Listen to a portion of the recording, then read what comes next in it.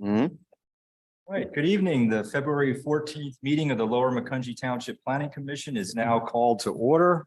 Happy Valentine's Day. There is one change on tonight's agenda. Agenda item number 4, Spring Creek Estates Lot 2 and Lot 4 has been removed from the agenda at the applicant's request. So that item is removed from the agenda. First up is approval of the minutes. We have 2 sets of minutes. The minutes from December 13th, that was our regular meeting, and also our regular meeting of January 10th. Are there any changes or corrections to the minutes? Is there a motion to approve the minutes of December 13th, our regular meeting, as presented? So moved. So motion, is there a second? Second. Motion and a second. Any further comment? All in favor, say aye. Aye. Opposed, no. Next, we'll take up the January 10th meeting minutes. Is there a motion to approve the minutes of the January 10th regular meeting as presented? Is there a motion? Motion by Rudy. Is there a second? Second. Second by Bob. Further discussion? All in favor, say aye. Aye. Motion is approved. Next up is Lehigh Valley Town Center sketch plan. And there's also a zoning ordinance amendment that's associated with this project. Nate, if you want to do a review. Happy to, sir. So as everybody may remember and recall, we've had visitation from our applicants several times already with respect to this proposed ordinance modification and sketch plan for a future land development off of Cedar Brook Road. The requested zone change includes allowing mixed-use developments in the HE commercials in the HE zoning district, highway enterprise. If you all remember back to when we were doing our rezoning in 19, I think one of the best terms that came up when we were talking about this area of the township, it is potentially our future economic breadbasket as a community. There's a lot of opportunity for economic development here. And when the option for a mixed use came up, and then as we all now know as well, Topgolf is an anchor user, that foresight really came into being. However, we didn't include mixed use the first time around. So that's really what this is intent on doing, making sure that that particular use can fit in there. While we had looked at previous iterations of language that had allowances for the Topgolf, allowances for the mixed use structures with that Main Street concept that we had looked at before. We had heard from Luke Jandal with the Jandal Group that when it became public, there was a significant amount of interest from other users. And that's actually, given the state of the economy and whatnot, great news for us. However, we did hear that in addition to the Topgolf, the mixed use golf driving range, there was discussions about a performance venue, potential aquarium, and a mixed-use sports retail establishment, which would be experiential in nature. All those would be other anchor tenants as well, which would further bolster that Main Street we're trying to achieve. We also talked about the number of units that would be necessary at the site to make the small coffee shops on the first floor work, with the recognition that obviously traffic and sewer obviously play into that as well. But at the end of the day, it's a possibility so long as infrastructure needs can be met. So we're taking our calculation under the proposed language based off of the gross lot area, the tract area, as opposed to what we normally do with the net out. And we do believe that after many discussions that would basically take care of the number of units that would be necessary, as well as the potential anchor users that we're now looking at. So the language before you this evening covers those basic points. I would lead it to Attorney Schock to talk about it in greater detail, but I will tell you this much: with the amount of time that staff has spent on this and fine tuning, we do feel that this iteration of the language is set to go, and we'll continue to move forward on the project that we're trying to basically assemble this top mixed use development, which would be not like anything else we've seen here in the Valley or potentially the state. So we are supportive of the language and feel that it was ready to move forward this evening. Are there any engineering comments on the project? Because this was zoning related, we did not have any input on the review of this document. Yep. Turn it over to Attorney Schock. If you just want to introduce yourself and your team. Sure. Eric Schock, Fitzpatrick, Munson, Buba, John McRoberts, who you've seen before, is the engineer on the project. And then with me is Luke and David Jandal, who are the developers.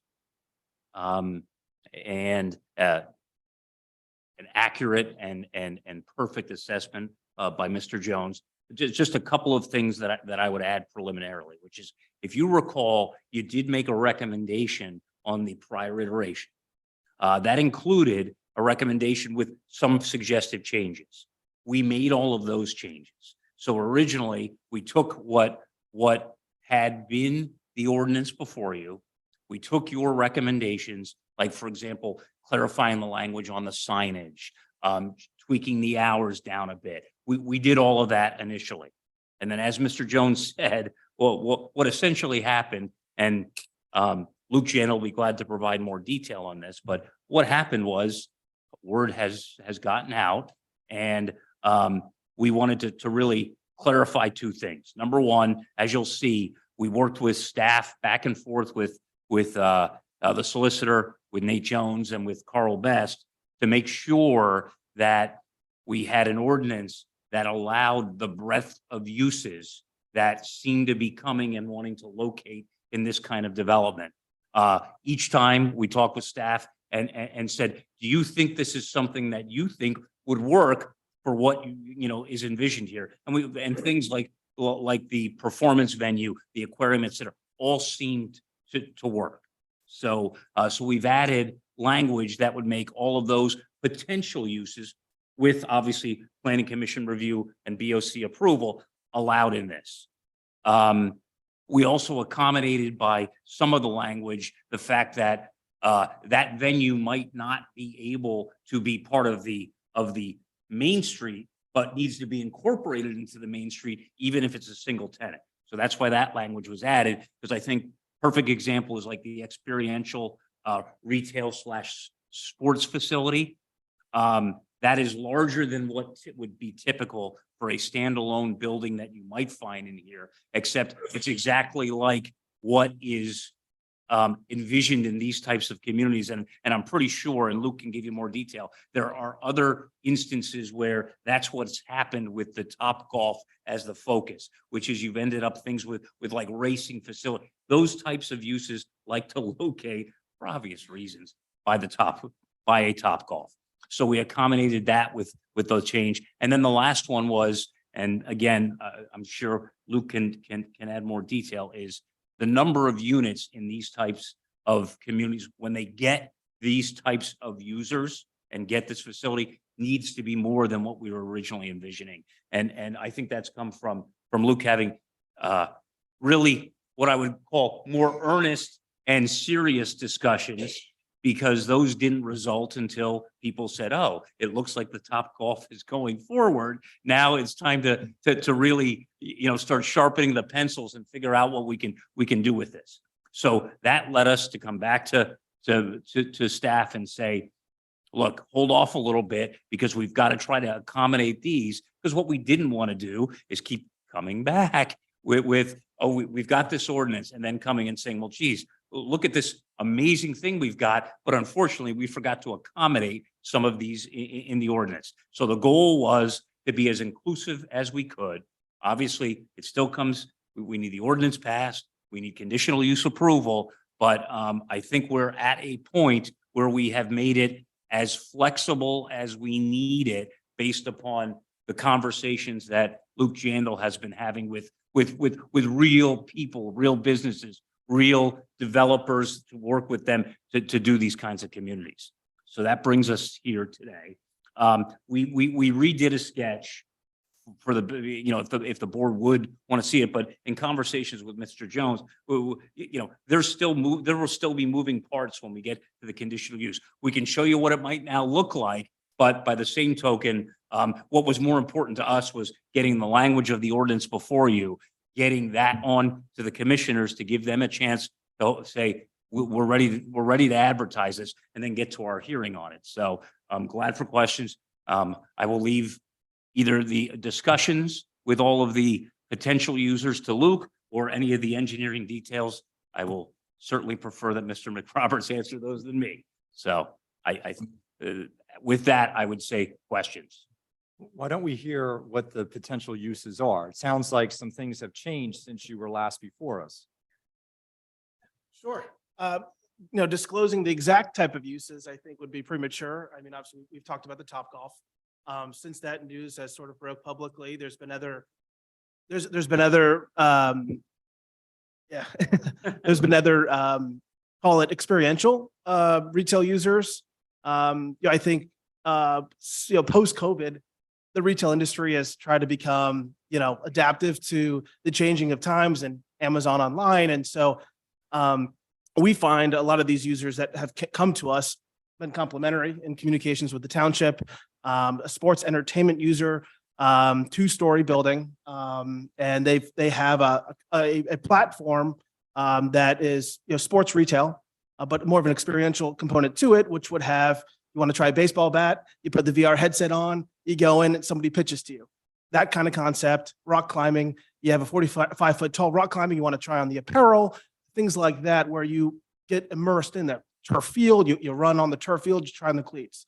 That type of concept. The aquarium came to us as well, a comedy club. And so, those are the kind of uses that we've had conversations with, which, impact part of the ordinance that you had before you. We want to have more of a proactive approach as opposed to a reactive. Let's include the conversations we've had that we think would be complementary uses to the township as part of this mixed use lifestyle development, all at one shot instead of going back and forth and piecemealing it. That kind of was the proactive approach for us. And so we were like, okay, let's reach out to the township and have that conversation. So you're saying that maybe this project looks more like an entertainment center rather than a retail commercial? I wouldn't say that. Nope. I think I would say some of the uses that we've communicated with the larger anchor users, as Nate suggested, 2 or 3 would have an entertainment component to it.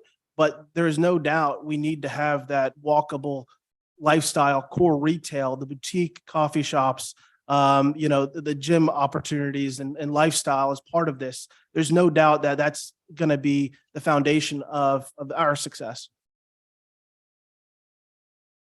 Open it up for some questions from the planning commission.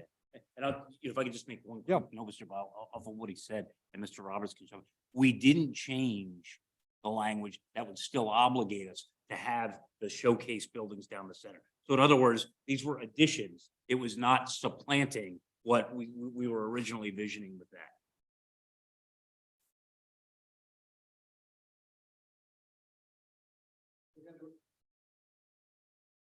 The rendering looks the same as what we had last time we were in front of the planning commission. We're still going to have that mixed use with the residential and the walkable community.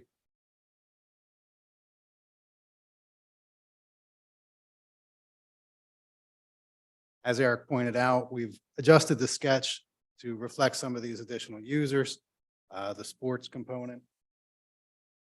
We have at the end of that pedestrian corridor as kind of the destination. That's the 2 anchors on either end, Topgolf's to the north, and then the second user to the south. We still have that corridor of retail on the first floor, several different shops, walkable with the residential above. So still generally the same concept. There was a limitation on the building sizes, and that's what we had eliminated and clarified some of these additional uses, just to make sure that there's no miscommunication down the line when we do want to have one of these really unique users that doesn't fit exactly with the definitions in the ordinance for just a retail component or just entertainment. It's really a mix, and we wanted to make sure that that was all clarified in the language of the ordinance, like Eric said, so we're not coming back to change 1 or 2 words once we're in the conditional use or land development process. We want to, once we get done with the ordinance amendments, we're ready to hit the ground running and get into conditional use and start pursuing the outside agencies, PennDOT and PDS permits those, so we get Topgolf underway. It looks like you got rid of the gas station. We did. One of the critical keys to this development is going to be the PennDOT approval, traffic management. We're working on that right now. We're going to work through that with PennDOT. We'll work through that with the township engineer during the conditional use process, during the scoping process, during the HOP process. The township's very involved. Township engineer, CKS, Andy Heinrich, they'll be very involved throughout that process. So that's one of the keys, but the gas station was a big traffic generator. That's probably needs to be pushed to the side so we can incorporate some of these other uses to make the traffic manageable. I think you had a question. Yeah, just a question for Luke. Luke, sounds like you have some really wonderful interests from some outstanding users at a time, especially when things are difficult in the retail industry, like you said, post-COVID. What do you attribute that interest in? Is it the location that everyone likes? Is it the demographics? Is it, your ability to work well with the municipality, all of the above? Yeah, I think access to infrastructure is key. Mhm. I think the township is a large part of that. The success in residential and the school district is big.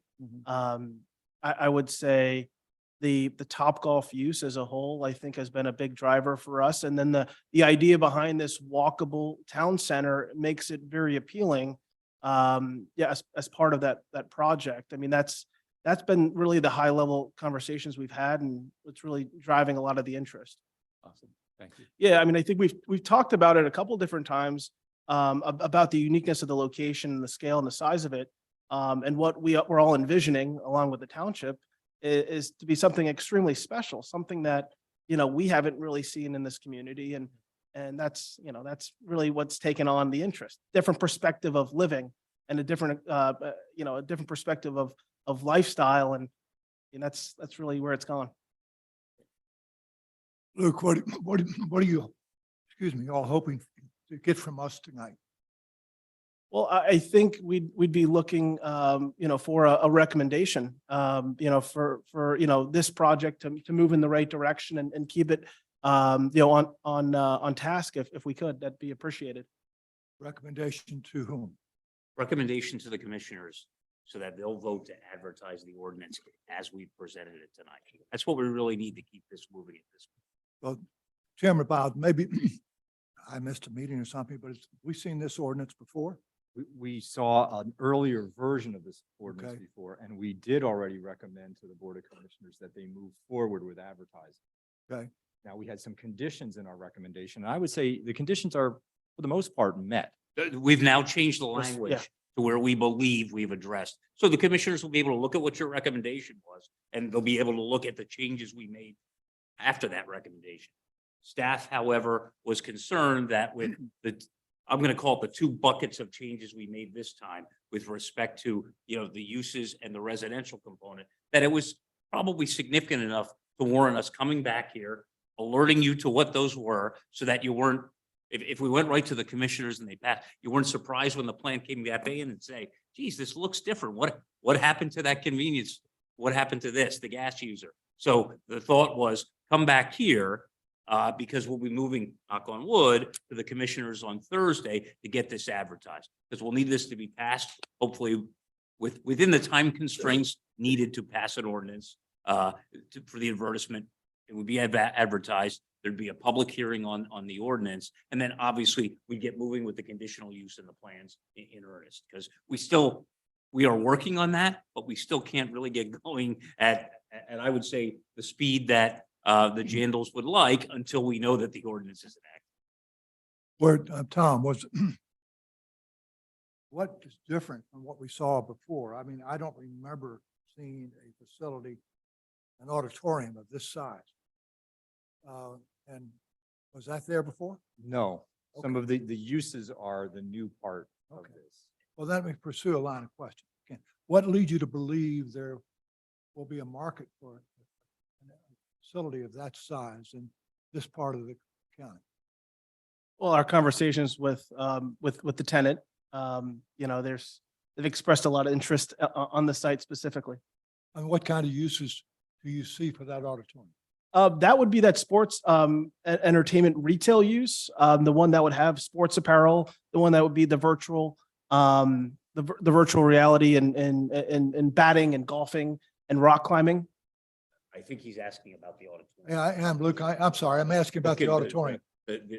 one they're calling the. It's the 3,000 Performance Theater. The performance theater. Performance Because- theater is what it's called in the ordinance. Well, for He's private, asking what type of user. yeah, for Okay. private. Yeah. What you're type of saying- user showed that interest And- for the Well, performance? Yeah, I didn't know if I could say that. Yeah, sure. Okay, go Yeah. ahead. Look, I mean, it's not. I leave it to you. specific. Yeah, I just want to make sure. Well- It's the comedy club. We mentioned it earlier, the comedy club. You anticipate the need for 5,000 seats? The Potentially. the ordinance has a maximum of 5,000 seats. Right. That- Yeah, that's I'm what just the trying to ordinance understand if there's what the research is that led Go ahead.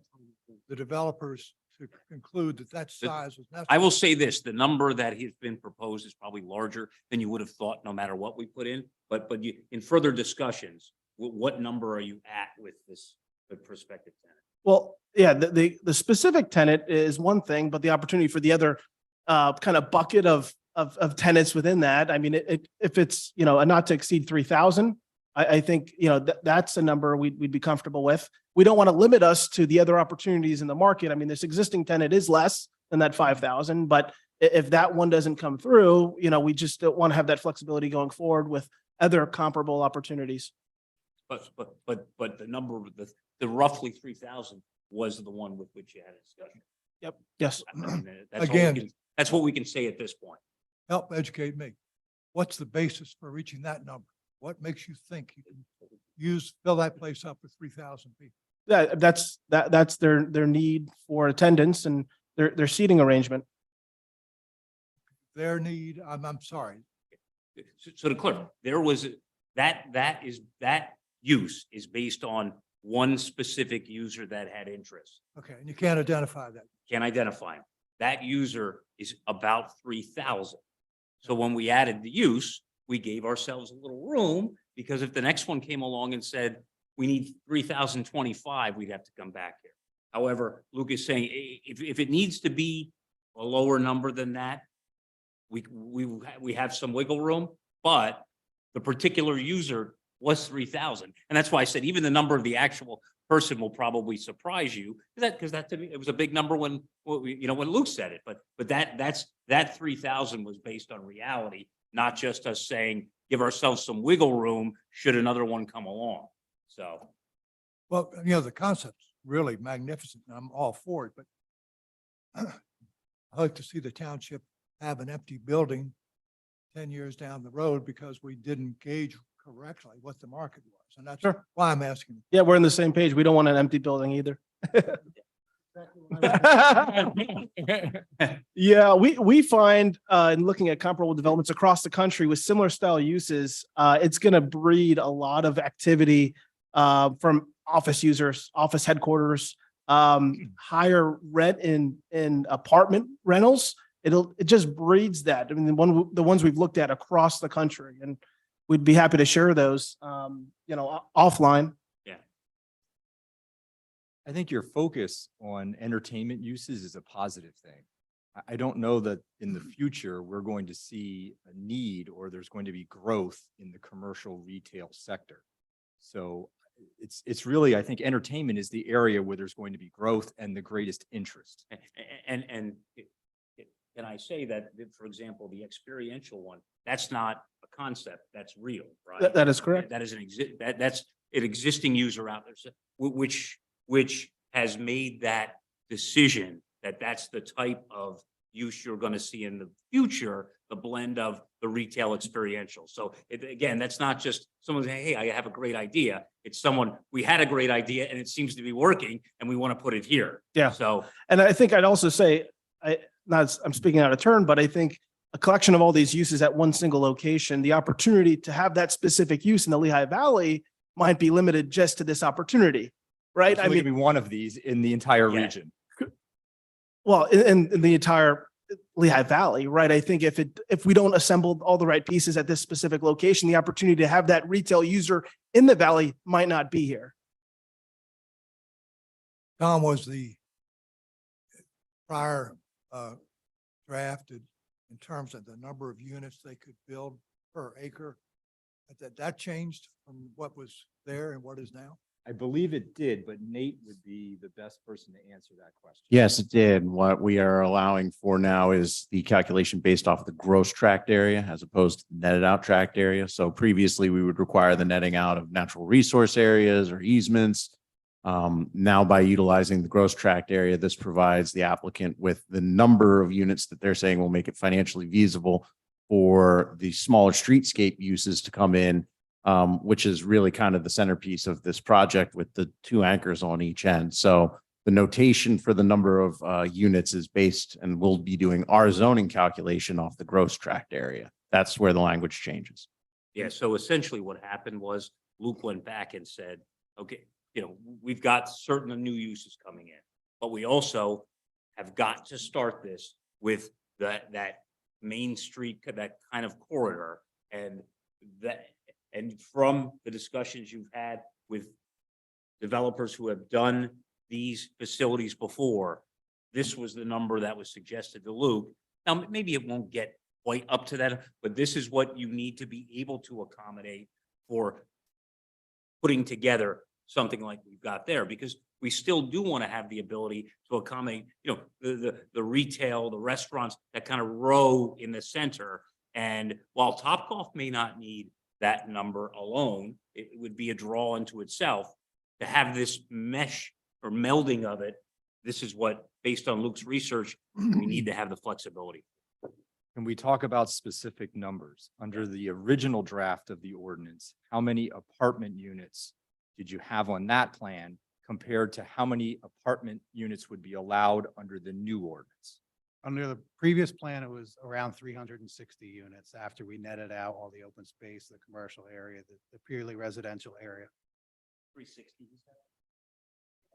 Yeah, use the mic, 'cause some people need, got hearing aids out there. All right, so 360 under the old version of the order, prior version of the ordinance. 360 under the old version of the ordinance. And then depending on how we calculate the total mixed use area, there's 45 acres that are going to be part of the mixed use development. 13 is dedicated solely to Topgolf.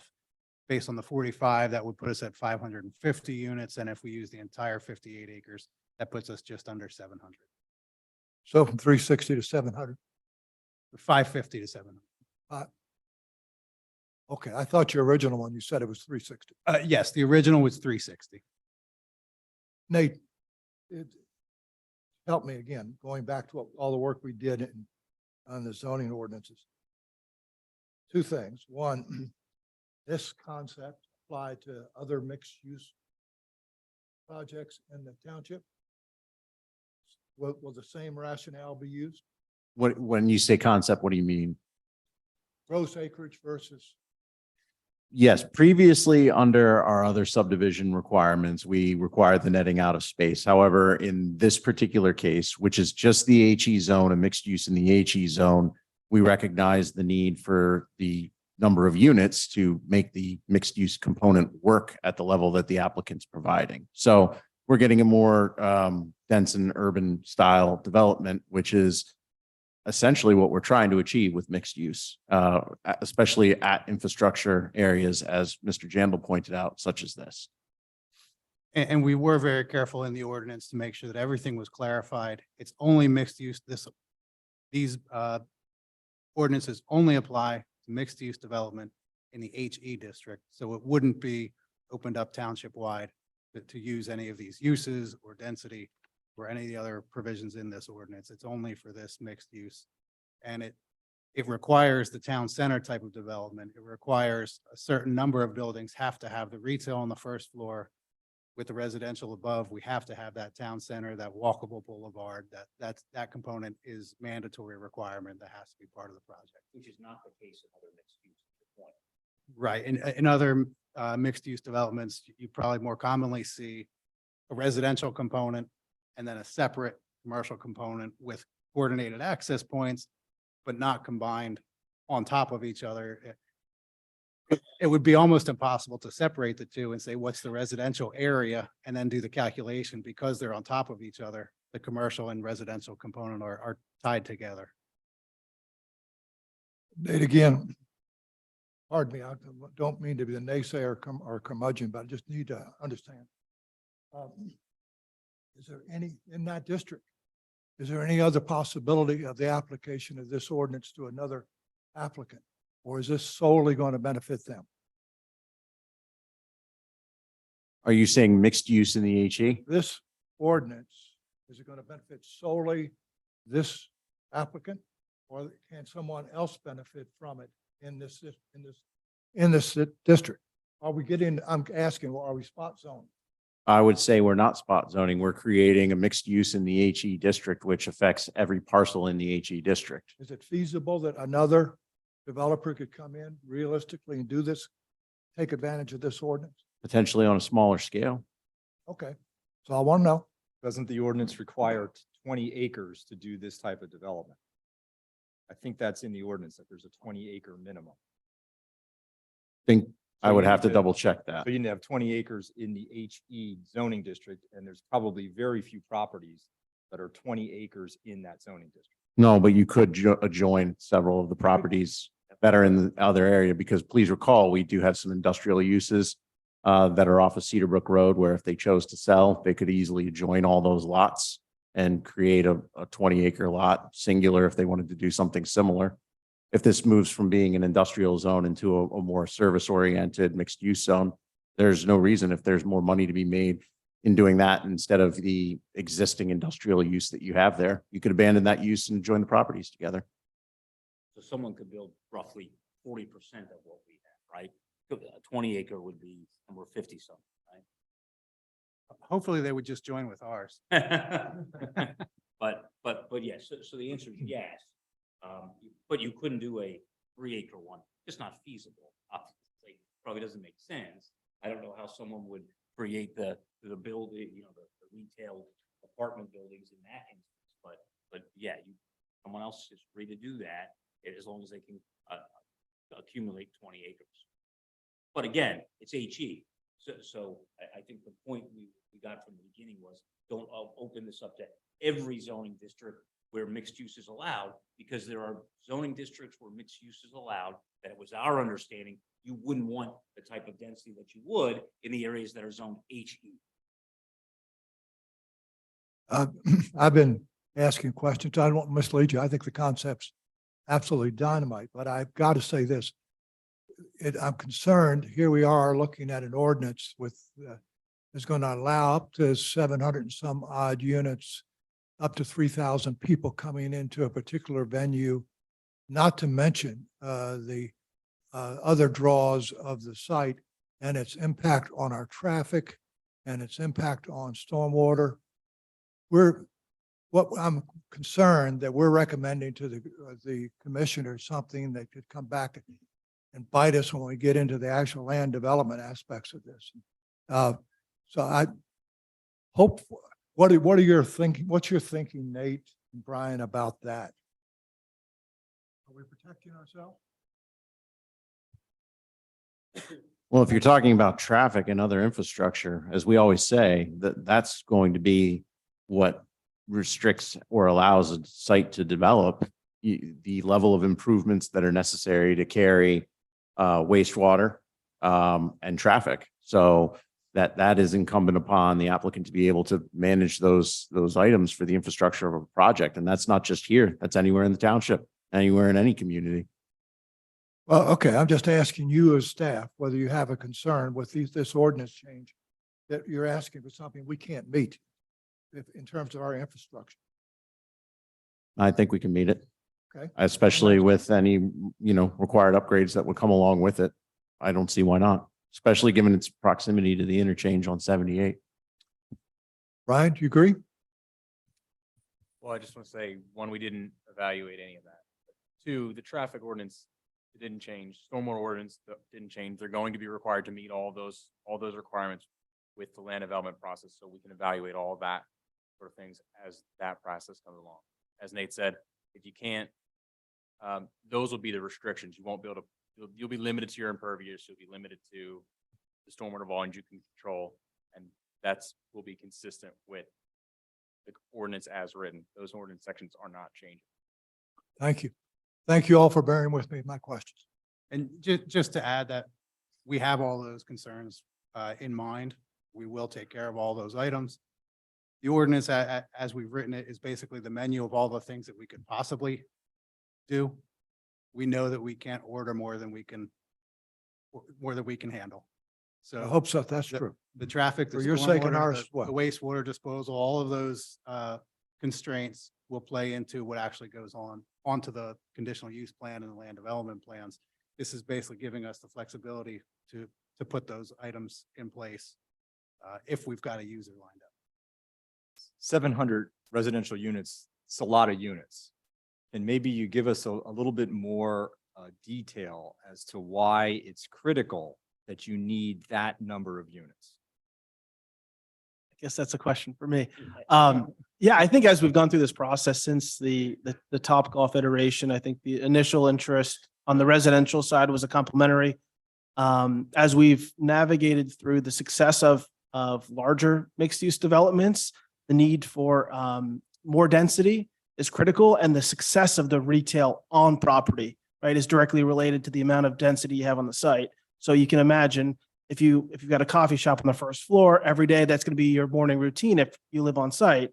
So, I mean, we found that with the developers we've chatted with and the retailers we've communicated with, the push for more density for success for everybody is where it needs to be and is what is currently proposed.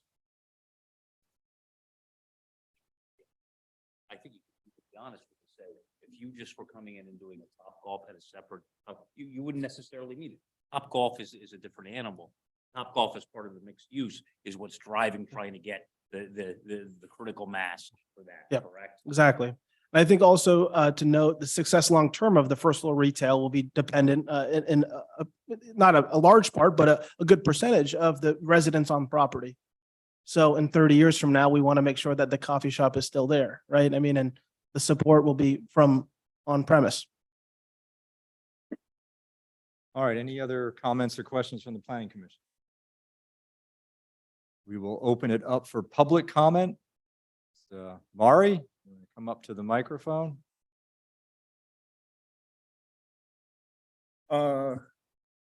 Just would like to, okay, so my main concern is the trafficking on the intersection of Cedar Brook Road and the bypass. And, okay, so 705 dwelling units would result in about 800 PM trips. And then a 5,000 seat auditorium with what, 2,500 cars coming in and going out at specific scheduled times would also present a major issue associated with traffic. So that would be my biggest concern. Mari, what would you do about that? What could you do about it? Okay, so, well, one question is for a 400-foot long, 6-story building, how many apartments would be in each building? Depending on the configuration of the building, it could vary. It could be 170, 150. You know, that number could change. Do you have the number of units? I can't see from where I'm sitting, or Yeah, the how number many of units buildings do you marked have on your there? plan?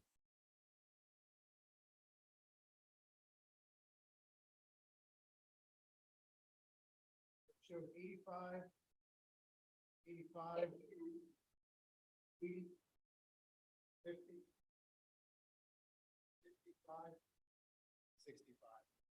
Those are all just approximate, like Luke said, depending on the configuration of the units, are they 2-bedroom or 4 or 5? Those numbers could change. And so drastically. the total of that's what, 360, This one, 550. 550? That's some of the north side of the river. So okay, so that's figuring on basically using the total acreage of lot 1, right? To come up with 550. 550 was actually what we could fit in at the moment. The ordinance, like I said, the menu allows you to order up to 700. Okay, and we well, it reconfigure- actually works out that if you take the acreage of lot 1 and multiply it by 12, you end up with 546. Is that an acceptable number? 550.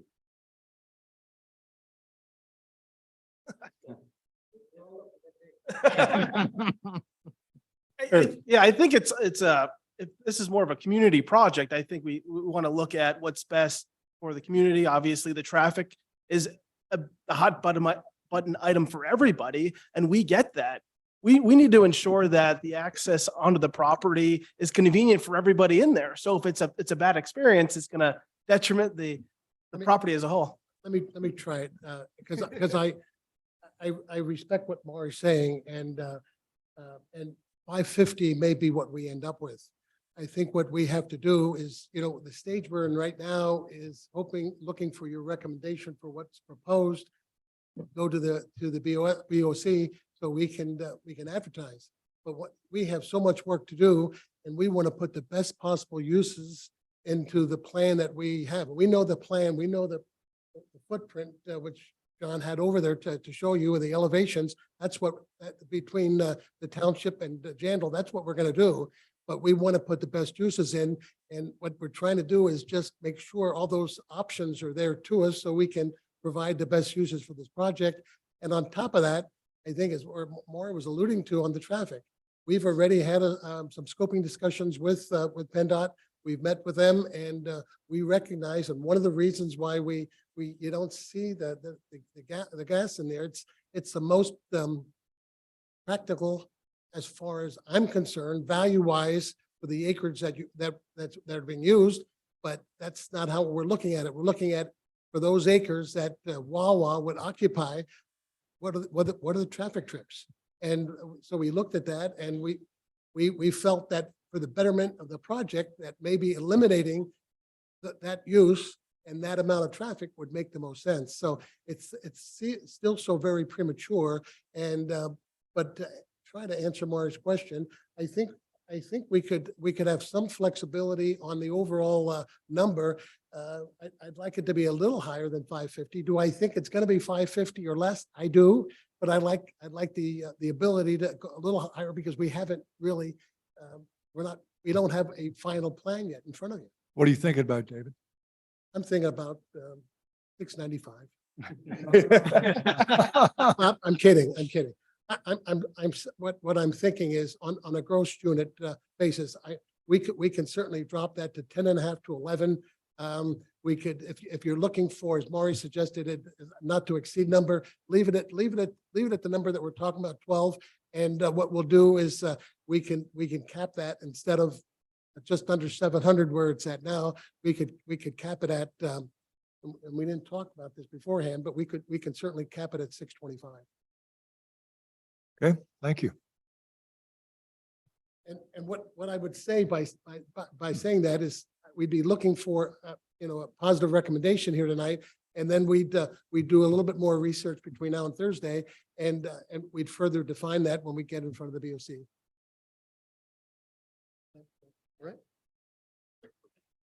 All right. And okay, as far as the 5,000 seat auditorium, that'd be less than 75,000 square feet. Yeah, yes, you could say that. Yes. Okay. And I assume it would have its own parking deck? Yes. Okay. How many parking garages are proposed at this point? There are 2 shown in the plan at this point. Again, it depends on the combination of uses that we ultimately. Yeah, it's one for the apartments, right?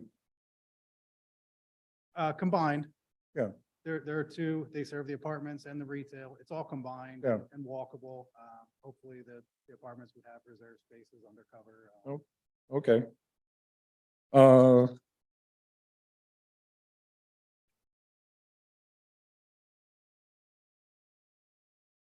Okay, just minor question.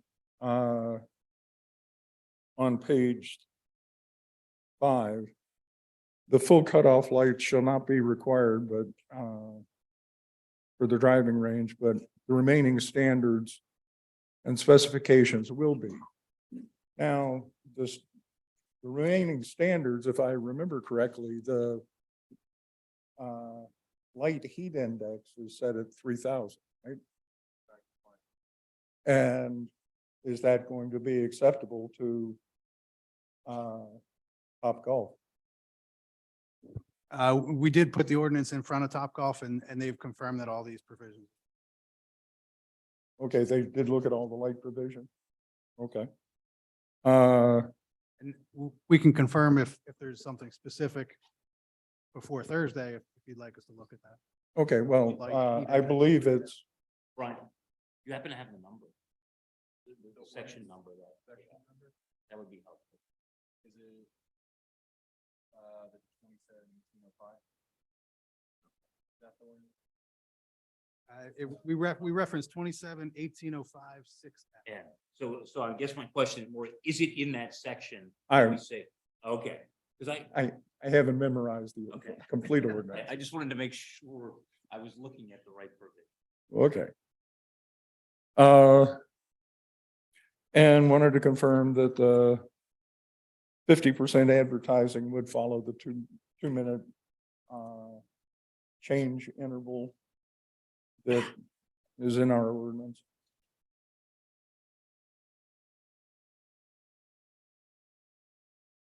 Reiterate that, Mari, what did you just ask? Huh? What did you just ask? Okay, for digital signs. They Okay, can only change once every 2 minutes, all right, gotcha. so that there's not flashing and, annoying the drivers and so forth. And just wanted to confirm that that was what was intended. That is the intent. Huh? That is the intent. I think the digital electronic sign provisions in the ordinance apply to any digital sign. Any Yeah. digital sign in any zoning district would have to follow those rules. Yeah, So, yeah, just trying to clarify. yeah, this doesn't relieve us from complying with that part. We didn't read it that way. Okay, so those are the only clarifying questions I had. Thanks. Thank you, Mari. Anyone else from the public that would wish to comment or ask a question? Yeah, Mari, or Rudy has a question. Just a quick comment. As far as traffic goes, rush hour is our biggest, thing with traffic around here. And that's always going to be, and it's only going to get worse, things grow. But as far as the entertainment center and all that kind of stuff, just like the PPL center downtown or the Iron Pigs, it's kind of, after hours. It's later at night. And when you get out of those things, there really isn't a traffic problem. They said, the PPL center was going to cause, nightmares. Well, it really hasn't, because it's later. I mean, right at the venue, sure, when you're going in and out, it's a little bit, but, that's short-lived and seems to work fine. But that was my only comment about it. That's a good point. So Tom, what are we recommending? Being asked to recommend? Well, I think we can go one of two ways. We already did make a recommendation on this ordinance, although it wasn't exactly the ordinance that's before us tonight. So I don't know that we really need to do anything. We can let our prior recommendation stand and make no recommendation.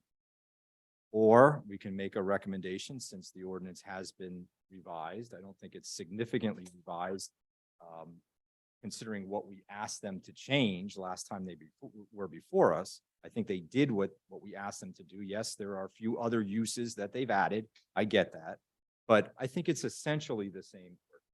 So I don't know that we need to do anything, right? Because I think our prior recommendation probably still stands.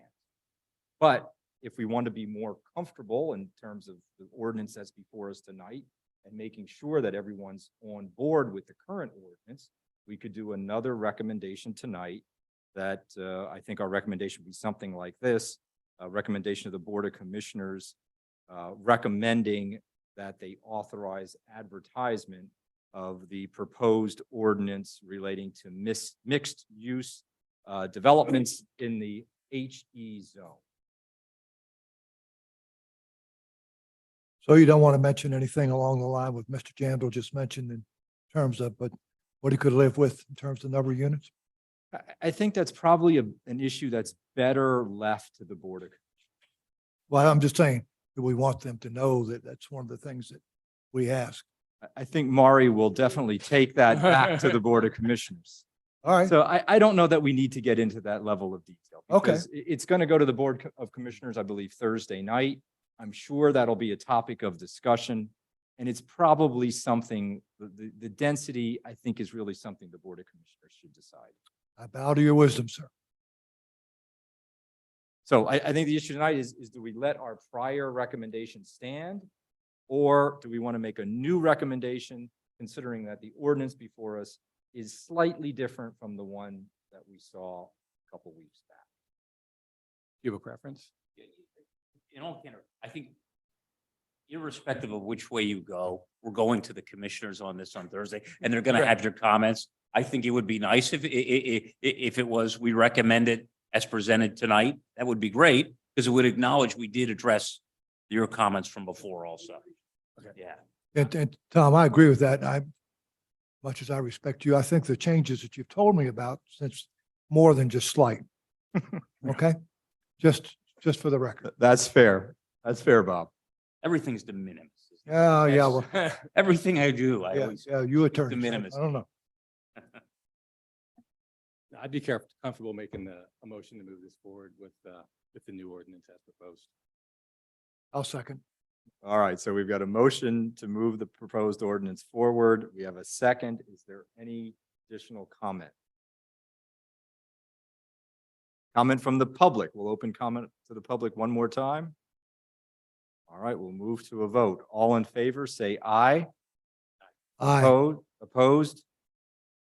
The recommendation passes by a vote of 4-0. thanks for your time. Thank you.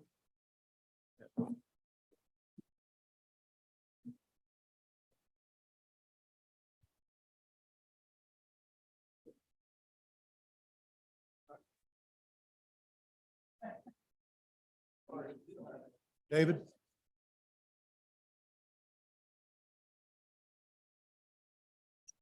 All right, next item on the agenda is Macungie Crossings Home Depot Condo Unit Number 2. And Nate, if you want to review the planning issues with us? Happy to. I'm also going to get up the screen share for you all here.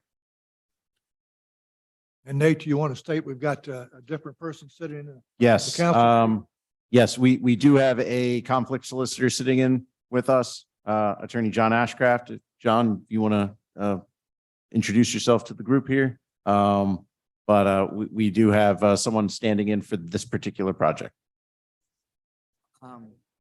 It's because your regular solicitor had the conflict, so I'm here. It's been a number of years.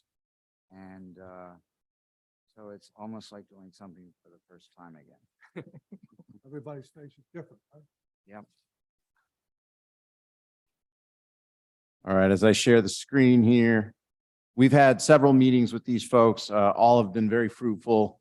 As you recall, the last time the plan was before us, we had discussion points with respect to technical items that I will leave to our township engineer to discuss in greater detail. From a planning perspective, we have worked at great lengths with the applicant to ensure that the proposal meets our design guidelines for the township, as well as our plan concepts for the Hamilton Boulevard corridor. What you can see on the screen right now is the renewed facade and building treatment for this proposed retail and service center. At the very bottom here would be the front. Changes that have occurred include inclusion of parapets instead of pitched roofs. We have awnings on the front. This would be the actual front entrances and vertical elements. Then it moves to the sides where we have similar treatments throughout the structure. And then ensuring, because the rear of the structure is going to face Hamilton Boulevard, we really wanted to work with the applicant to make sure that we got that double frontage so that we continue to have that storefront look on Hamilton Boulevard, which this rendering right here shows perfectly. So you'll see the emergency access doors and faux windows basically acting as storefronts with that signage, with those awnings the same way.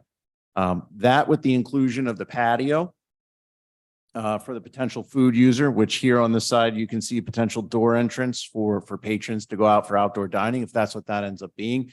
Basically creates what we've been trying to achieve for all of our centers along these line items that are coming in on Hamilton Boulevard, which creates that lively streetscape. Hopefully we'll see people eating out there like we do at Notch, and at, Shepherd's Corner. I should note, just for a couple of cleanup items, there are some fairly large utility easements that separate the structure from the street, so we couldn't move it all the way up, but that's because we have utilities moving through there and grading. But this will be visible from Hamilton Boulevard. We've already discussed with the applicant, there's some shrubs that could be removed, no problem, to create greater visibility. We're going to work with the applicants to make sure that the facade on the retaining wall for the patio is right-minded, since that's going to be right in the visible range anywhere. But again, I think after a lot of discussion, a lot of back and forth, we now have another service center that will be able to put a feather in the cap of the township as something that is right in line with what we're trying to do on Hamilton as we move right down the road with some of these developments. So I'm satisfied, and staff is ready to recommend approval of it from a planning perspective. And I do want to allow Brian to bring up any final technical comments for the site to make sure that we have those items addressed as well. All right, thank you, Nate. Just want to note that our last conversation, we were concerned about plan presentation issues. The majority of our concerns were relative to that. We've had discussions with your engineer's office. We went back and forth, looked at the notice intent, plan notes and details, and have ensured that kind of all the notes and details are now updated to meet the current ordinance standards. So we are satisfied with the red line changes that you guys are going to make, and expect that the next plan revision will be up to date for those current standards. Thank you.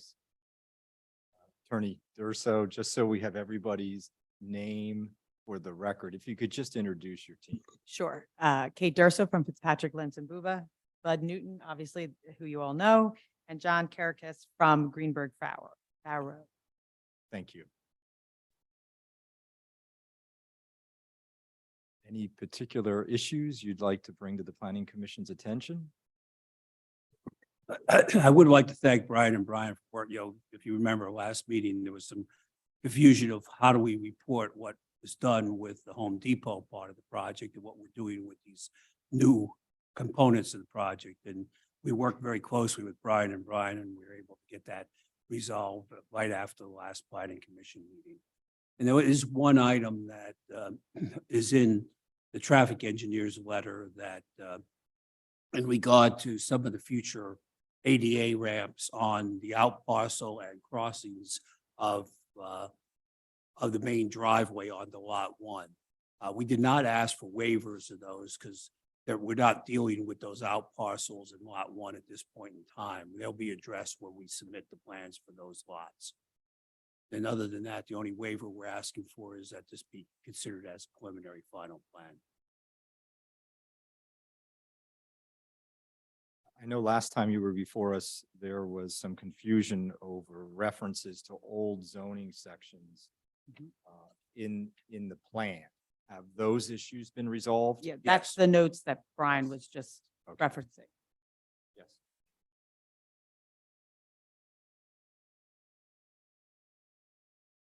And I'm guessing you had a chance to see the sample motion.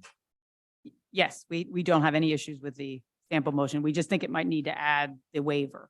The one waiver request, Yes. that request being to be considered as a preliminary final plan. Correct.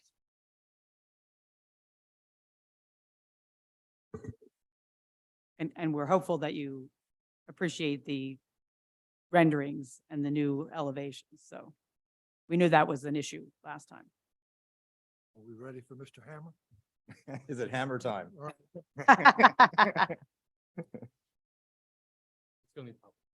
Yeah, we'll get public comment. We'll open up for public comment at this time. All right, we'll entertain a motion, and just so we all understand that it'll be the sample motion as well as additional waiver approval of a recommendation for approval of a waiver so that the plan can be considered as a preliminary final plan. We have to add that one thing to the draft motion. My apologies on that oversight. All right, I will make a motion. Motion to recommend approval of the Home Depot Condo Unit 2 plan upon the following conditions. First, the applicant shall address all comments in the most recent Township Planning Department, zoning officer, and Township Engineer review letters to the written satisfaction of each. Second, the applicant shall construct the proposed building in conformity with the elevation shown to the Planning Commission at their February 14, 2023 regular meeting. Number three, the applicant shall construct the proposed building with the exterior patio and fencing as shown to the Planning Commission, again at the February 14, 2023 regular meeting. Fourth, the proposed retaining wall shall have a facade to be reviewed and approved to the written satisfaction of the Township Planning Department. Fifth, the applicant shall install a monument sign at the paved entrance of the lot as depicted on the plan and with a design meeting the written satisfaction of the Township Planning Department. And six, that the waiver would be approved, allowing this to be a preliminary final plan. And Mr. Chairman, that is the motion. Okay, we have a motion. Is there a second? Second. Second by Mr. Rust. Any further comments? All in favor, say aye. Aye. Aye. Opposed, no. Motion passes by a vote of 4-0. Thank you.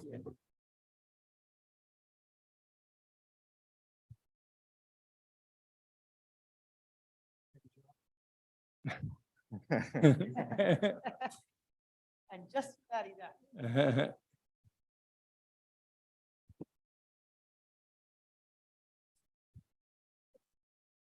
All right, up next is the Valley at Indian Creek, 3510 Macungie Road, preliminary final subdivision plan. Nate, if you can take us through the planning issues. Sure thing.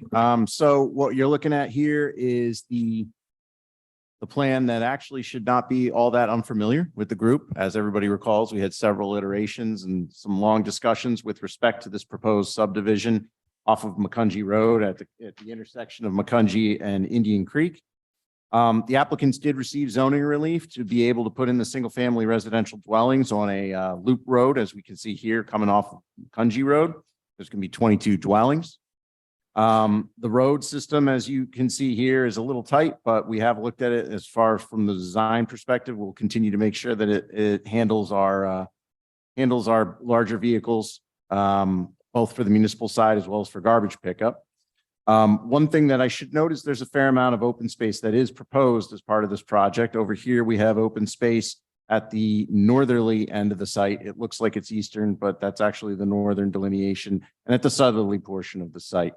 There are a couple of easements for stormwater in between the lots, as you can see here, and there is a walking trail that is proposed that will tie into the abutting park.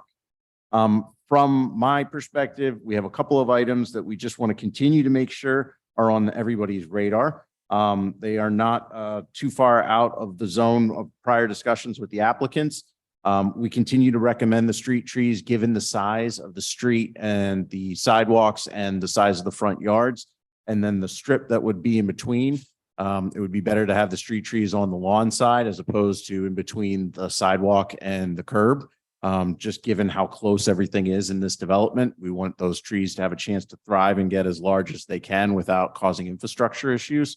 So in this particular circumstance, on the back side of the sidewalk would actually be best.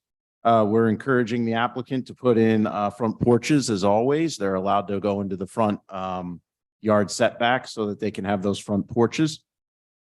Lots 2 through 3 do have a trail that abuts the rear. It would be good to get some sort of a fence in between there so that people don't randomly walk into other people's backyards. So that's a quick and easy fix there. We do recommend also making sure that there are no conflicts between street trees and any stop signs or other signs. Also, it's been recommended that we, instead of just the 2 street lights, we possibly consider a couple more in there, again, without conflicts from the street trees.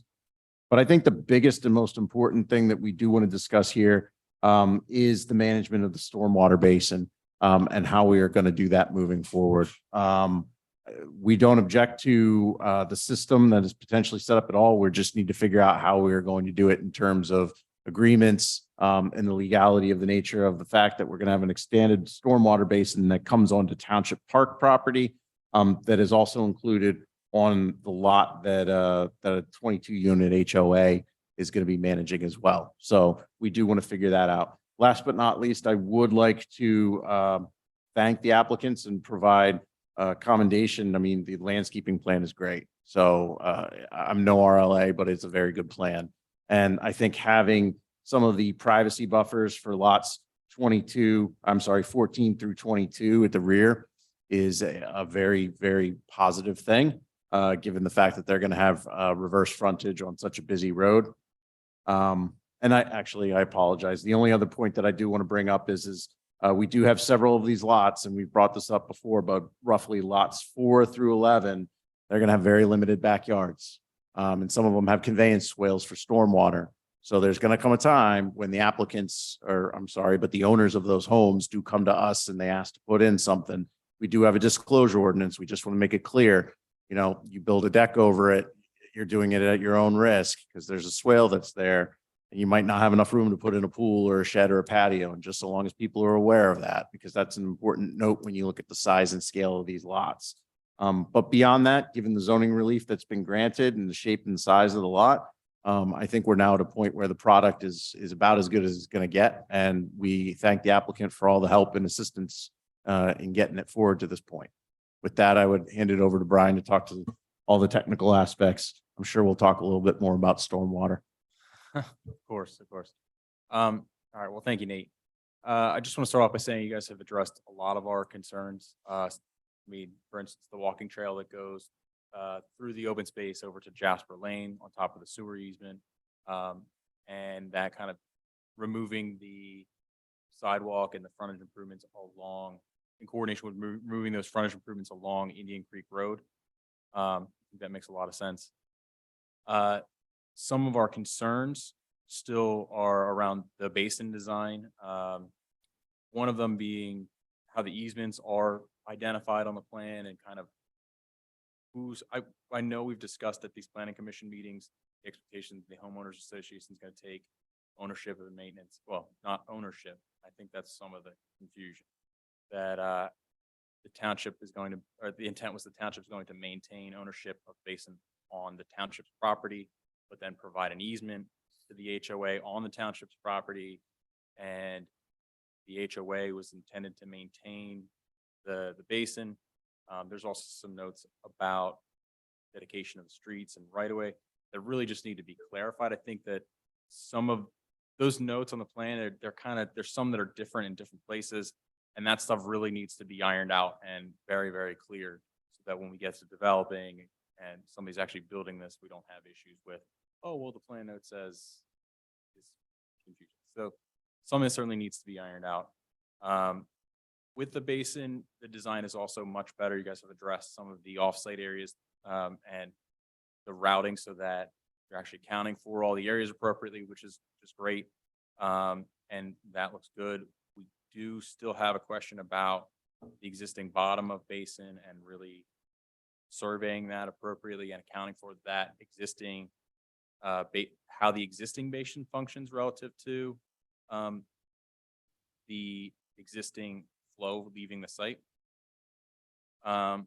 So those are some of our concerns. I'd also like to kind of take a minute to go through some of the waiver requests that you guys have here. I think that would certainly be pertinent. We discussed not doing the frontage improvements along Indian Creek Road, but that you guys are doing frontage improvements along the entirety of Cungy Road. We'd certainly like to see the Cungy Road tapers down before you get to the intersection.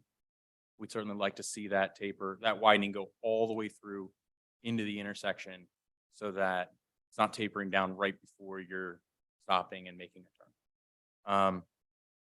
But we are okay with the recommendation for not doing widening and improvements on Indian Creek because of the walking path and other amenities that you guys are providing.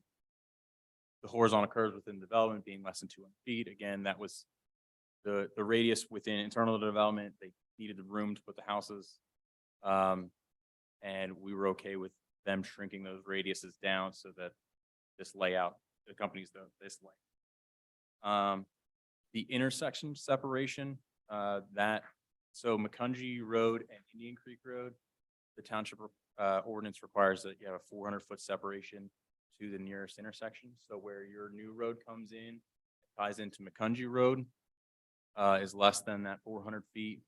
After looking at it closely from a traffic perspective, because you only have 22 houses, the queuing that would be needed on Macungie Road, we looked at the volume of traffic going into that intersection, well, site distance, determined that in this specific case, and especially because Macungie Road and Indian Creek is a T intersection, and there's a relatively low number of units entering this development, as well as there's 2 entrances to this development, that there's not a safety impact with cars basically waiting to turn left to get in and being backed up, and there's not a site distance issue. So we actually don't have an issue with recommending that waiver request. And then the waiver request for 6. So we're just looking so that you guys identify the rest of the trees on the sites that are 6 inches or more in diameter.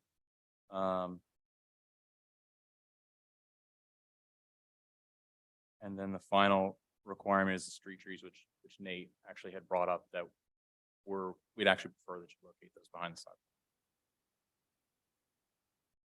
Thank you. I know that was a lot. Thanks. Attorney Schock, if you just want to introduce Sure. your team, so we have everyone's name for the record. Yep, Eric Schock from Patrick Lenson, Buba, project. Ben Barlin is the engineer, and with me is Reese Rosenthal, Lake France, who are the developers.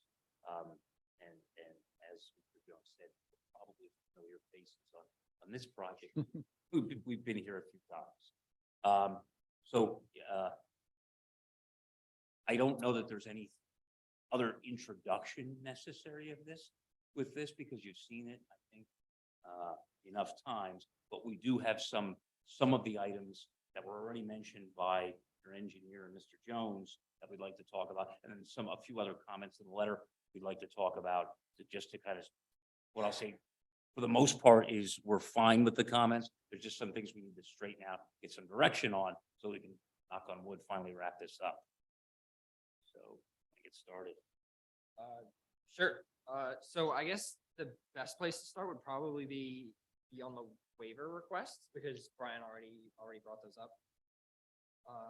Starting, I guess, with A, CKS letter on page 2, regarding the road widening waiver. So we have widened Macungie Road to the far northern end of our site and tapering it back into the existing curb line, or the existing shoulder. I guess there's no curb on Macungie Road currently. And then all through the site, and then as Brian mentioned, we do taper it back in before the Creek Road intersection. And one of the reasons that we're doing that is we are a little worried. We've had experiences with PennDOT where we're widen an intersection leg where it is possible that you could get 2 cars next to each other.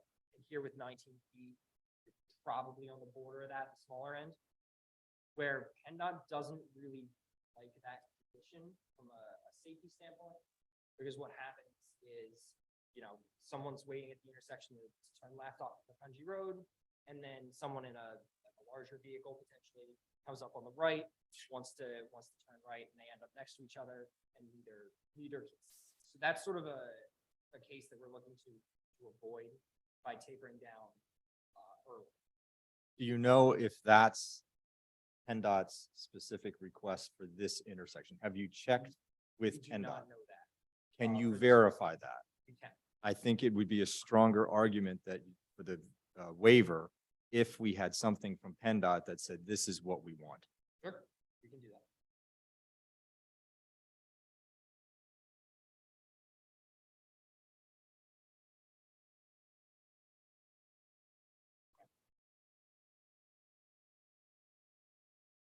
And then in the case that PennDOT doesn't have an issue, we would go ahead, widen the radius on that intersection.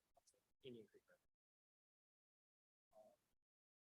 The next one was, I guess, waiver D on page 3, related to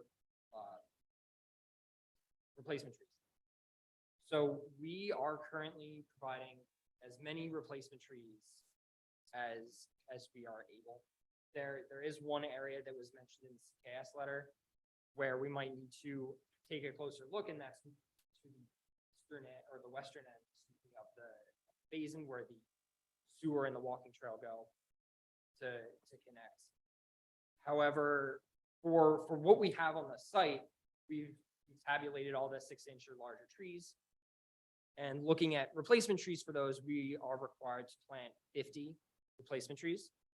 We currently have 18 or 12.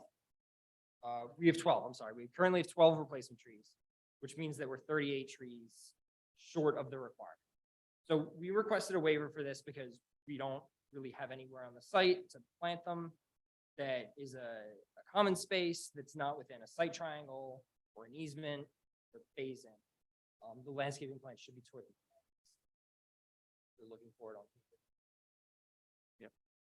Yeah, I'm pulling it up. It takes a while for it to go down. Yeah. It's the last one. There we go. So this is our landscaping plan. We have the site triangles near the roads and the intersections. We've planted along the sewer easement, between the sewer easement and Indian Creek Road. And then there's the gas easement that runs sort of through the middle of the site between the basin and units 1 through 3.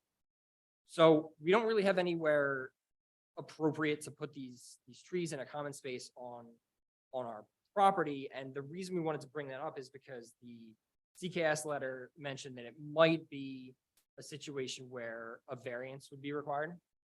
So we're looking to comply with the zoning ordinance to the maximum extent possible. I'm not sure from a legal perspective whether or not a fee in lieu of those trees would relieve that concern. Or if not, potentially we could plant them on the lots themselves to the maximum extent possible to satisfy the replacement tree requirement.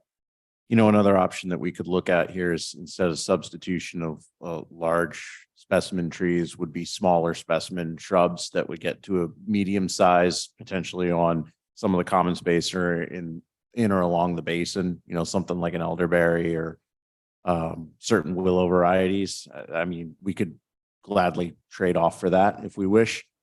Given the size constraints for the lot, I don't think you can fit that many large specimen trees on there, given when they get to full growth, how big they're going to be. It's a pretty tight space. So the planning commission could just advise that they work with township engineer, landscape architect, myself, and come up with some solutions for maybe some shrubs or mid-sized things that could go in some of these continued open space areas around the basin or elsewhere that would satisfy that requirement. Nate, are there any other township-owned properties where there's a need to plant trees? Well, we're always looking for planting trees and shrubs in the riparian buffer areas along all the creek everywhere in the township. So if you're interested in doing that, I think swamp white oaks and likewise down by the creek would always be well appreciated. We do the small whips with our partnership with the Wildlands Conservancy, but if we have the opportunity to get like a 3-inch caliper in there or a bunch of those, that starts that along much earlier. And we are trying to really continue to improve that area, given that it's trout habitat for so many fishers and that it gets stocked. Covering up the creek from sunlight's pretty important. So that's an option. I can echo that your environmental advisory committees, you're very interested in that kind of thing, Tom. We could help with your MS4 requirements as well, 38 Yeah, trees. right. So, Absolutely. Yeah, if it's okay, I guess we would say, why don't we just make those suggestions part of the discussion with the engineer, Mr. Jones? Yeah, I think you just Yeah. work Yeah. through Nate and figure out where the trees are going to go. Okay. Do we, and please excuse my ignorance because I didn't give it that much of a look in the most recent, your MS4, not your MS4, your stormwater management requirements for water quality. What's the intent there? Because I didn't see a spray irrigation area. No, for water quality, we're satisfying all of that with the basin itself. Okay. I was just curious if you were looking to do irrigation or not. No, we're not proposing irrigation. Nate, have you gotten into any discussion with the applicant as to the type of replacement trees? That's, I think, something what we can discuss. We'll figure that out because the list is changing pretty constantly on what's being infected, what bugs are getting what. I did notice that there were some blue spruces on here, and I just know from ones that we have here on the campus in township parks that a couple of years ago, they got hit by a fungus. You don't want to do that again. So we'll work with the RLA and we'll figure that out. Eric, Offline. I'm sure, Already a comment on particular type of letter already. Yep. which is fine. We'll figure it out. Eric, I'm sure you're familiar with it, but it's to the benefit of the applicant as well as the township that you have the right kind of tree. For sure. The next item was related more broadly to streetlights. So we've currently proposed one streetlight at each of the intersections of the Loop Road. Oh, I'm sorry. I apologize. So for streetlights, we have proposed one streetlight at each of the intersection points between the Loop Road and Macungie Road. The letter is seeking, I presume, further streetlights and a streetlight district for the development. And we just wanted to get some clarity on that, what that would involve. Yeah. What the township will be looking for. So the streetlight district is just a fancy term for making sure that we get on PPL's radar, because what's going to happen is the lights and the setup of how they're going to get billed to the HOA and whatnot all have to go through PPL. So that's the creation of the streetlight district. It's just an application that gets filed for, you know, everybody's edification here in the audience and those watching from home. We have some older neighborhoods that never had streetlights installed, and the applicants come together, or the residents come together and ask, and they create a streetlight district. What we're doing now with every new subdivision is saving that process into the future, and we just create that district to begin with for every new subdivision. Well, I commend, and we're happy having them at the intersection. It was brought up in staff that some staff meetings that, you know, maybe 2 or 3 more throughout that road would be advisable. And that's just to provide lighting. I guess the only other question that I would have is unless, are there individual light posts proposed for each one of these homes? I mean, sometimes people do that, but if it's not, I would say go with the street light. Yeah. I think we probably look at more in. Yeah, I would say Yeah, we would do you'd be good with 3 2 or and meet 2 the or 3 more requirements and you for should be local okay. road. Yep. Okay. And then again, as I noted before, just because we see it now 10, 15, 20 years later, we want to make sure that there's adequate separation between the street light and the street tree. Tree goes in small, it gets big, then we start having to cut down branches because of where the signs and the lamp posts are located. That sounds like another issue you can work with staff on, figure out how many and where the street lights should go. Sure.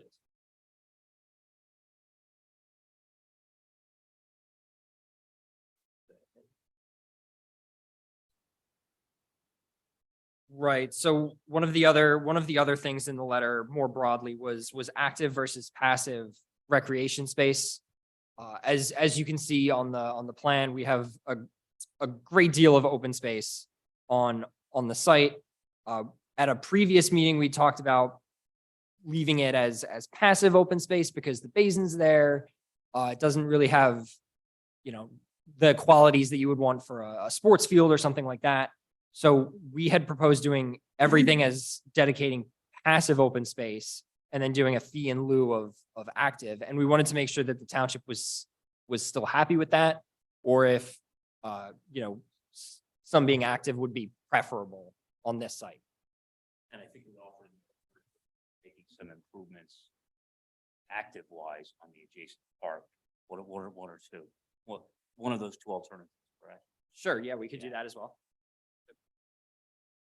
We just wanted direction. Because we did think that it was discussed and everyone seemed comfortable with it just being the passive on ours, but we understand we need to accommodate the other part of it. And I think either option is okay with us. I guess my opinion is you have a park right behind your development.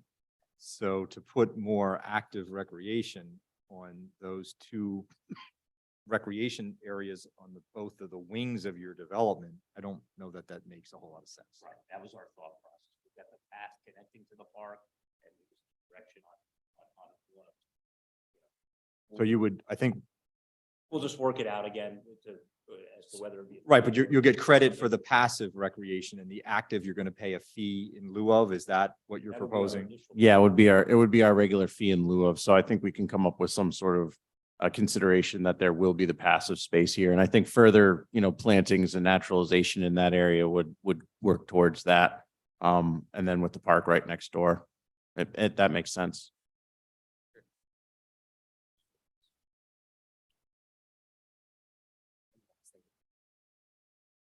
Okay, yeah. So, and then the base. And I think this was brought up that there was some conflicts throughout the plan.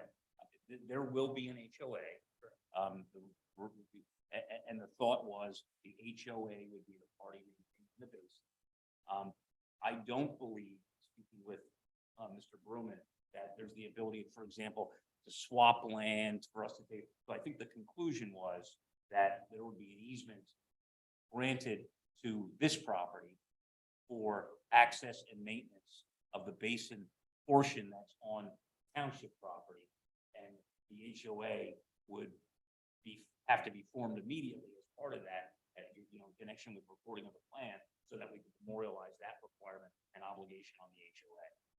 And if we're going to consider that, one of the things that I was thinking about is do we want to consider on the township side, then potentially subdividing off this basin area so it's separate from the rest of the park, so that the easement only applies to the subdivision with respect to the basin and not the rest of the parcel. Now, granted, we would need to go through the process ourselves, but it would make it cleaner to have that as a separate lot than it would have it as an access easement for basin on an entirely large township parcel for the park. My concern is I'm not sure that you only have 23, 22 homes in this development. I'm not sure that's a viable homeowners association. So wouldn't it be better if you donated the open space on the south side of the project that's adjoining the parkland, dedicated that to the township? The township assumed responsibility for that property and the entire basin. And then you paid a perpetual maintenance fee. So the township could use those funds to reimburse itself for the costs of the ongoing maintenance of the basin.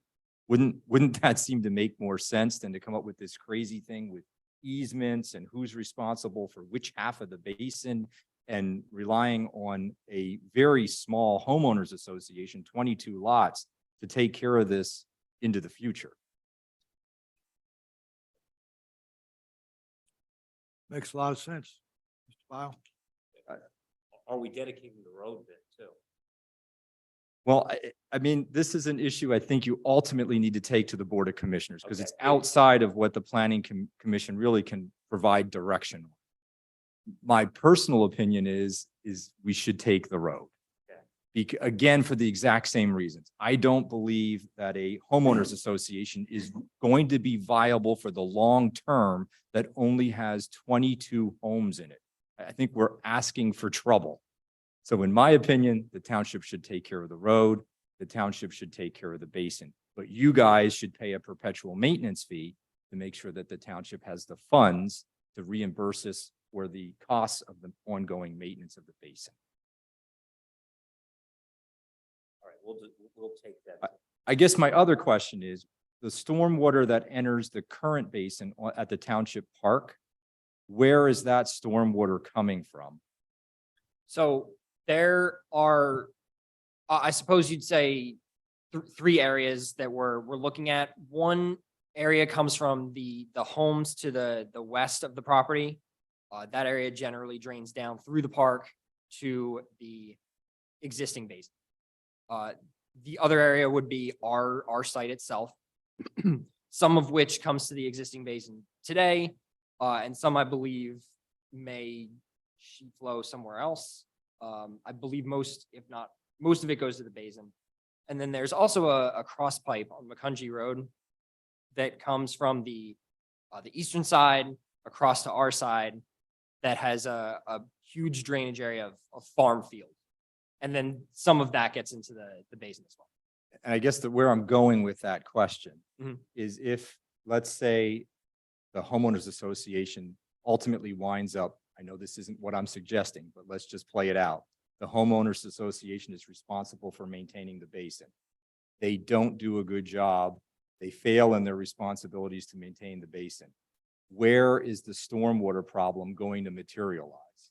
It would materialize on the parcel to the west, which I believe is also owned by the township. There's a large low-lying area that would take the impact.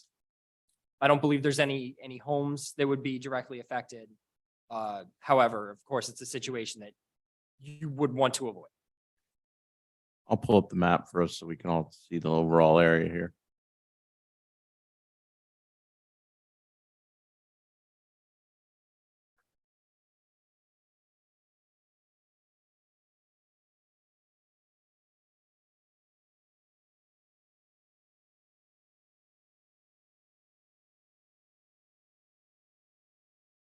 So the stormwater problem doesn't materialize in your development, it materializes in somebody else's. No, so right where the mouse is, just to the right of that, Nate, there's a.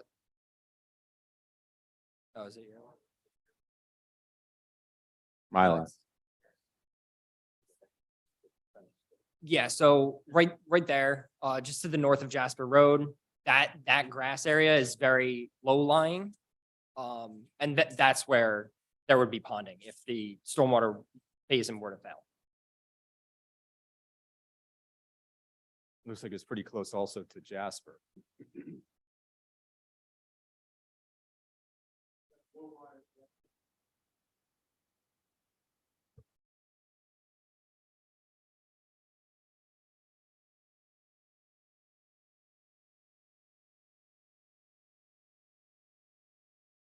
There's that low-lying land right in here, Right, street view. All of this, correct. big willow tree. That's an indication.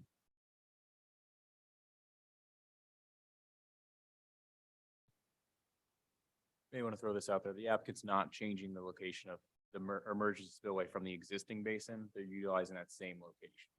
So where the existing basin would fail, they're just expanding that basin and using that same existing emergency spillway location. They've expanded and are kind of cleaning up the spillway, but same location as the existing township. That's right. And we're happy to do, we're happy to either dedicate the basin to the township.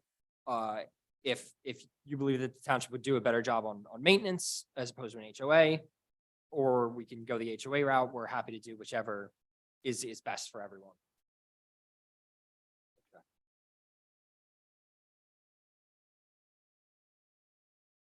The street trees, I know there's a discussion about the street trees going behind, I guess, between the curb and the house. Would the street trees be out of the right of way, or would they still be in the right of way of the road? Currently on the loop road, the new road that we're creating, we have the street trees behind the sidewalk already. So it would be the curb and then a grass strip, then the sidewalk, and then the street trees. And those would still be within the right of way. They would still be within the right of way. The ones along McCungy Road, we currently show in that grass strip, and we would move those out to comply with the comments. And the trail is, I believe, proposed over the sewer line easement. Right, there's a trail over the sewer line easement, subject to approval by the sewer department. And there's also a trail that connects behind lots 1 through 3 that goes to the park. Do we know if the sewer department is okay with the trail on their easement? We have had a few preliminary discussions with them. They haven't mentioned it as a problem, but they do have to do a full plan review, which is forthcoming.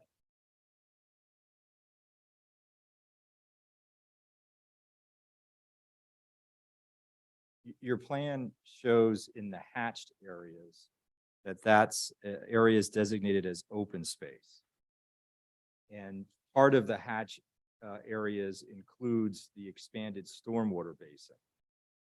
Are you proposing to have expanded stormwater basin count as open space? I believe that the ordinance allows for stormwater management to be included as passive open space. We'll have to take a look at that, especially if this basin is going to remain wet.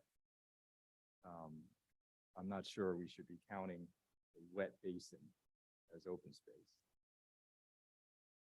So I'd ask you to work with the staff on that to make sure that we really can count the basin area as open space.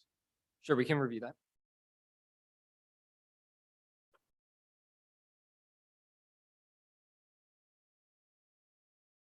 Are there any comments or questions from the planning commission at this point? No, I just would echo that, what your suggestion in terms of the trees being allotted to other areas within the township where we need them. I think it's a good thing. And I just say, I commend the applicant. I know this has been hard. You've been working a long time on this. It sounds like you're getting close. All right, we'll open it up to the public. Any comments or questions from the public? Mari?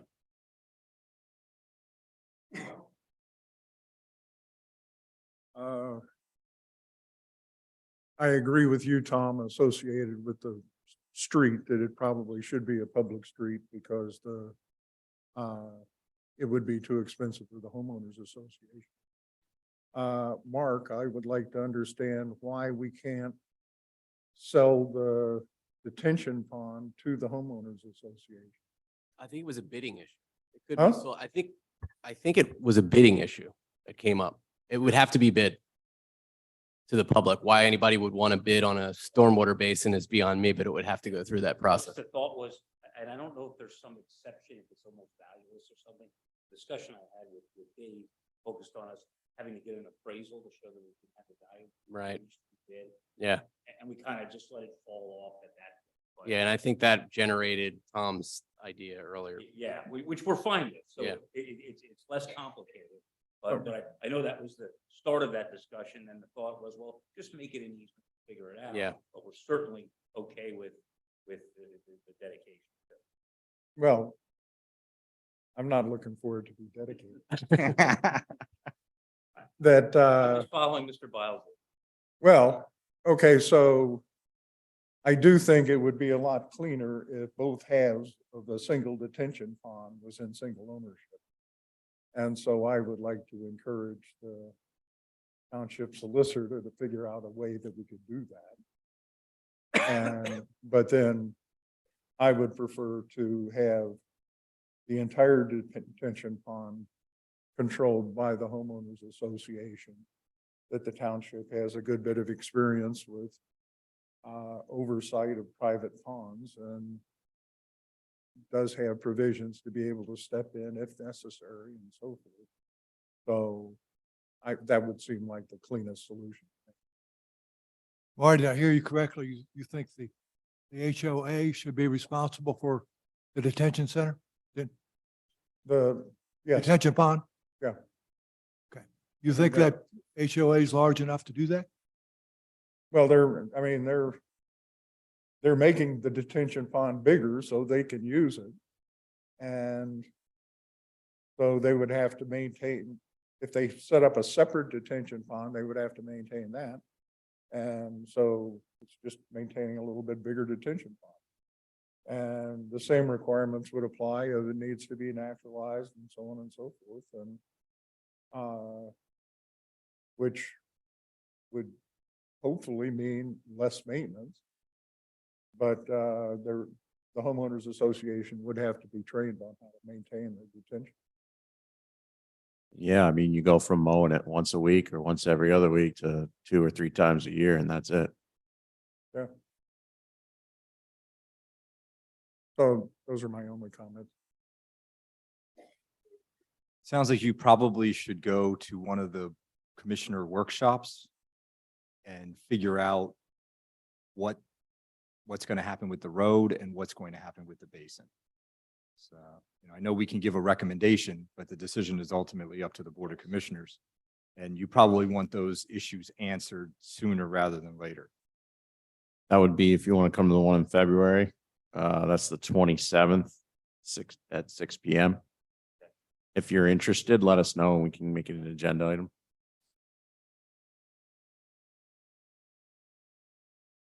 All right, any other comments or questions from the public?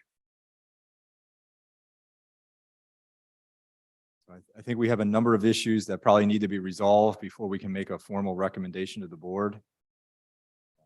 So we'll take a motion to table at this time. So moved. Is there a second? Second. Any further comment? I do believe that I'm gonna need an extension letter. And we're coming up on that where I don't think we're gonna have enough time. So All in favor of the motion to table, say aye. Aye. Opposed, no. Motion passes. We'll see you Thank you. maybe next month, maybe the month after that. Thank you so much. Tenacious.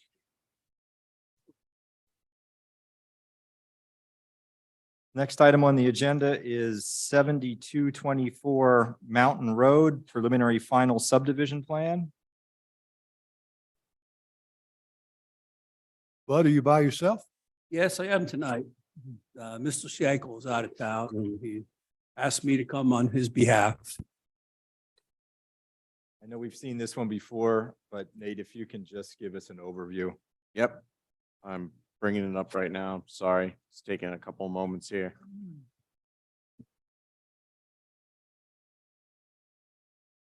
So this is off of Mountain Road and Gaiman Road. The very large lot in question. We had an initial discussion with Mr. Schenkel about what the intent for the property was. And he noted to us that he is, as part of this minor subdivision, creating some estate lots, some farmstead lots, I guess you could call them, for residential purposes for family members. So you have two of them right here. This one, the Doglegs, right off of Gaiman Road, and this one on Mountain Road. The primary homestead lot where the existing residence is this lot right here.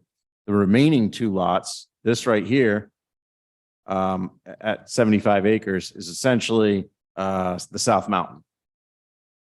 The other lot in question, off of Mountain and Gaiman right here, is currently used for and is intended to be used in the future for active agriculture. So what the applicant would like to do is create these three residential lots for themselves and for family members, take the other two and essentially put them into a preservation status. Now, what the legal process of that would be, not 100% sure, but at this point in time, we understand that the applicant is talking with organizations for the South Mountain lot here, for that to be preserved, and for potentially, I guess we would speak with the county for agricultural preservation for the Gaiman Road lot here. Additionally, it was noted to us that this residential lot here will still contain zoning on it, still contain active agriculture on it at the front part. Now, sewer tests are currently being done for the residential lots to make sure that everything works out as well. But what we're here to note and discuss tonight is just the overall nature of it. And quite frankly, the applicant should be applauded. We need more people doing this, preserving the South Mountain and preserving active agriculture on the outer part of the township is exactly what we're trying to do right now as we focus development towards other areas and hard preservation such as this elsewhere. We do have some questions about the South Mountain area and whether that would be allowed for public access in the future, such as like hiking and the like. But beyond that, as far as I'm concerned, with the level of preservation that's going on here, I know that there's some requests for waivers. One, frontage improvements. We're talking about rural roads. There's no reason for sidewalks and curbs and street trees on rural roads. The rural road standard should stay in place. Our fees would be nominal at best for these residences. And the fact that they are preserving so much land in the interest of open space, that to me makes complete sense to waive that fee as well. One thing that we have been having discussions about is right of way. As everybody knows, we've been advised and the township feels right of way and ultimate right of way on state roads is on a PennDOT road is not something we want to get in the business of.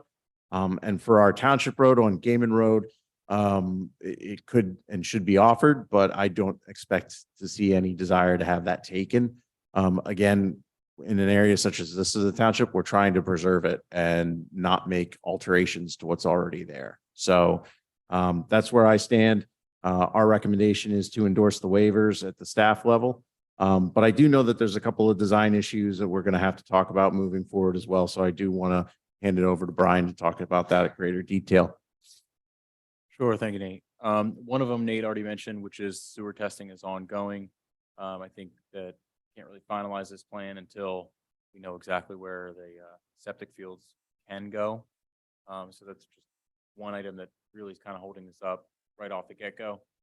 The only other design issue that we really have a concern about is just showing the ultimate right-of-way and how we calculate the lot areas based off of that ultimate. But that's mainly just, we just want to make sure that the lots as proposed meet the dimensional requirements of the ordinance. And showing that ultimate right-of-way is critical in doing that. All right, but I think it's great what your client's doing in terms of preserving over 90 acres of land. I mean, that's Yeah. awesome. He's very much into environmental and as I mentioned to Nate when we were talking last week, that he's been impressed with Wildlands Conservancy. So what he's thinking about doing here with this, and we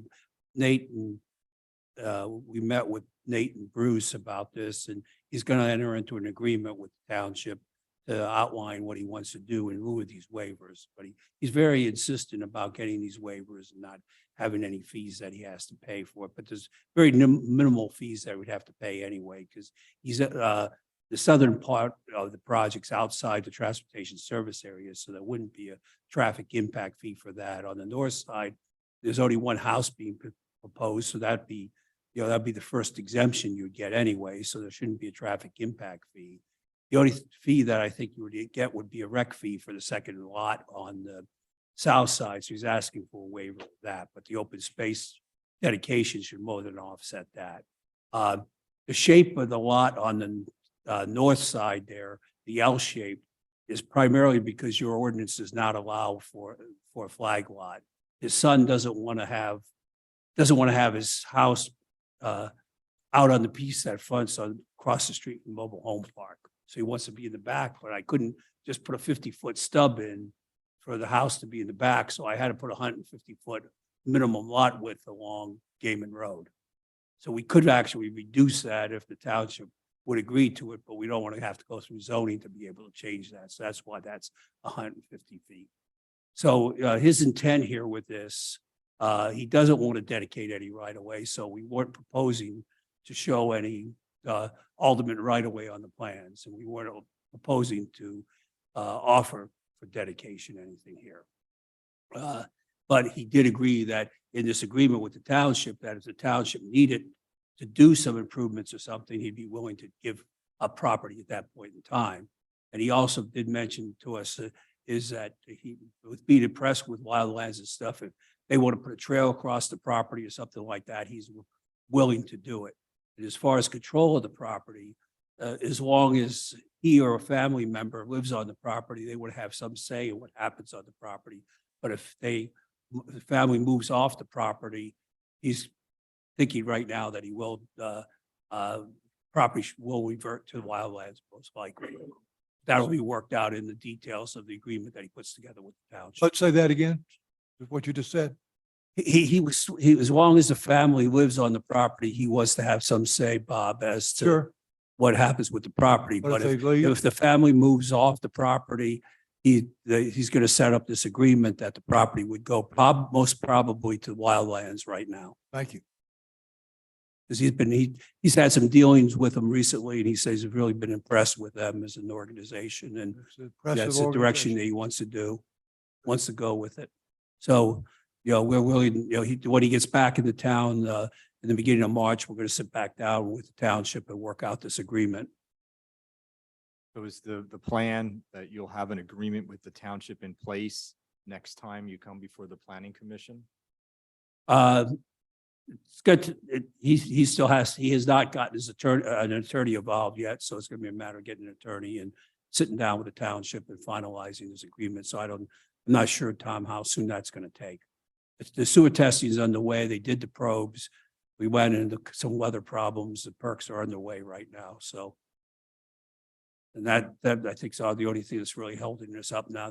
Was a few comments that Brian had in their review letter that will. It probably would cleaned be up. best if you had the agreement in place before you move forward with the subdivision plan.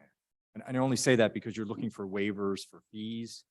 Yeah. And, I think the township would want some guarantees that the land that's designated as preservation land is actually preserved. Yeah.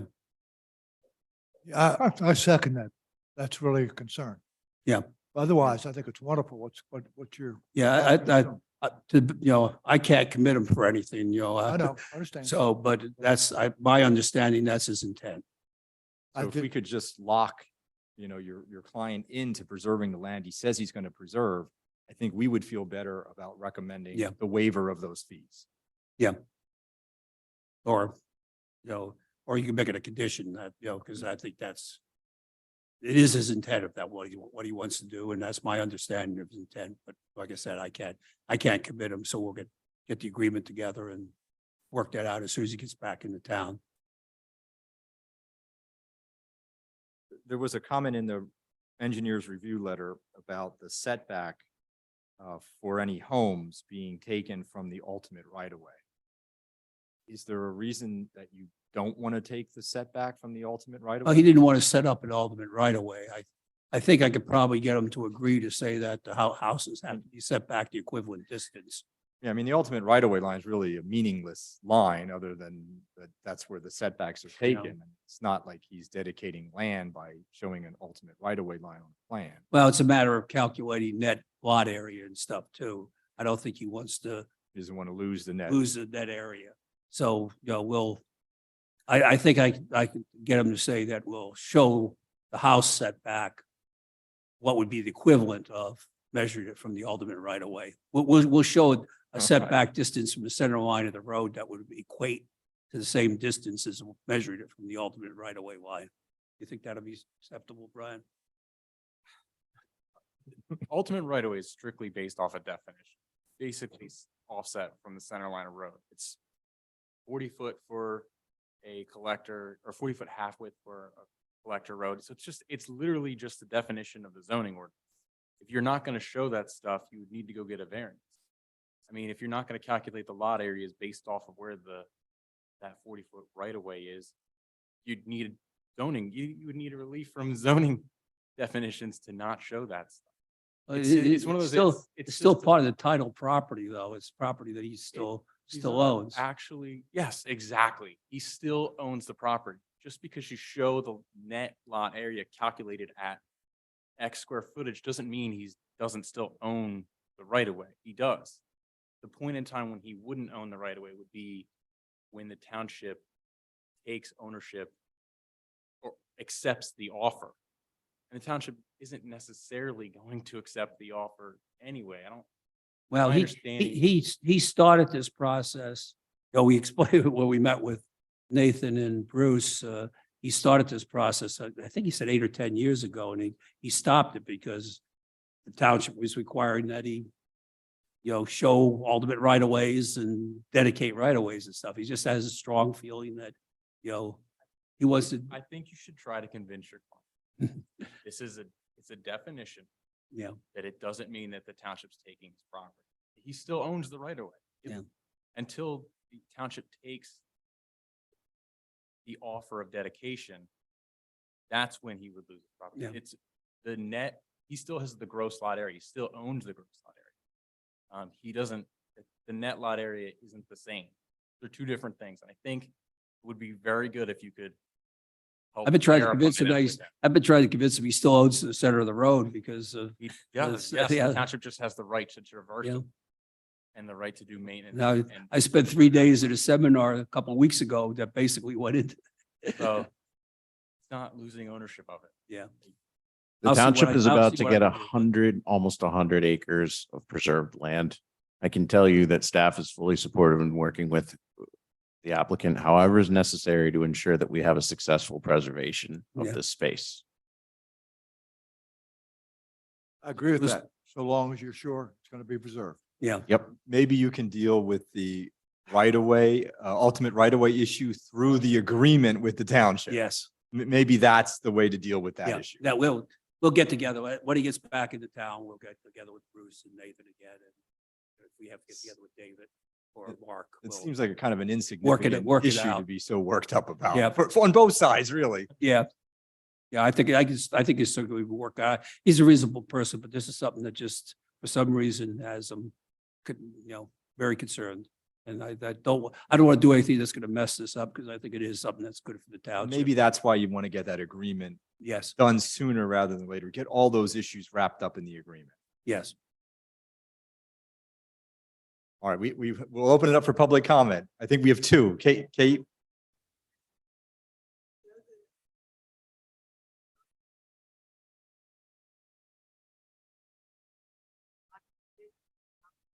Just clarified on the plan as it's the line shown, but it's not being offered for dedication.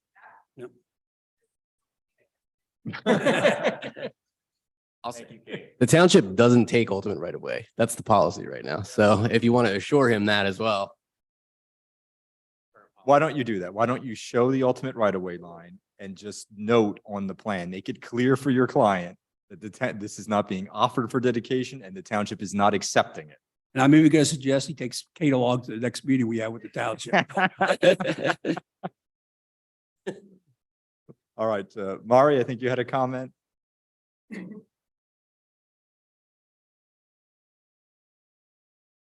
Personally, I would prefer to have it offered for dedication. And, how many times, Bud, have I said that we'll grant you the waivers or deferrals, but we got to have some place to put it. Yeah. And so consistently, yeah, they offer it and they do not shrink the size of their land. And for the next 30 years, the township isn't going to want it. But what happens if a bunch of hotels go up around the ski resort or something like that? And, you know, you have to install a light at the intersection of Shonik and Mountain Road. So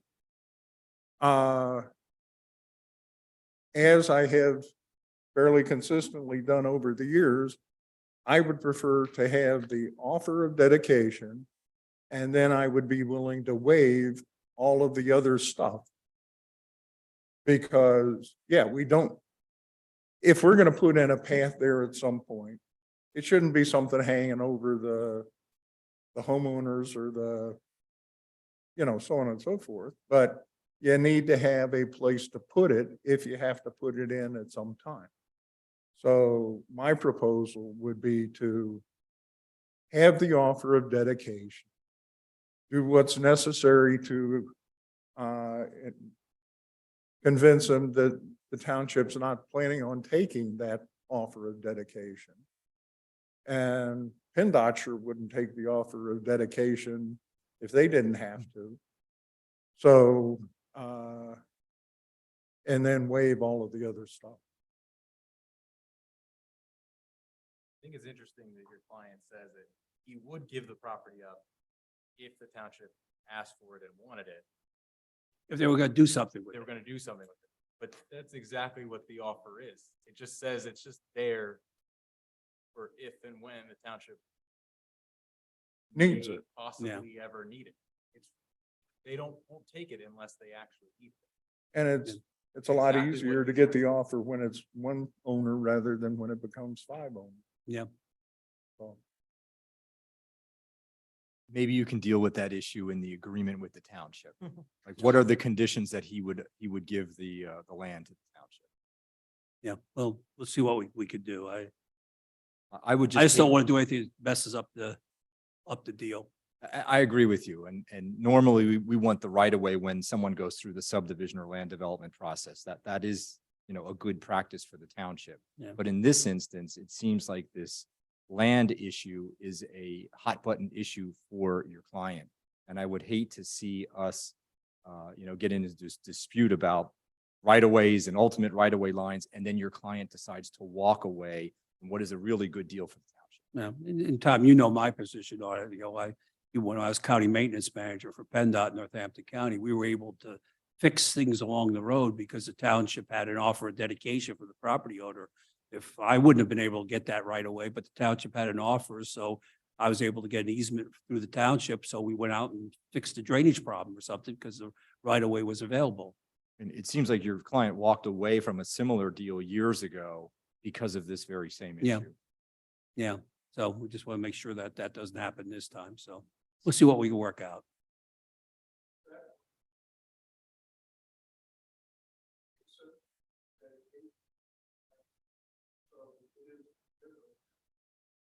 Yeah, and I think, Mario, it may have been too, when you're asking for fee instead of improvements too. May have been included, too. Remember those days? If you don't put the street trees in, or go through the widening of the road, you still have to pay.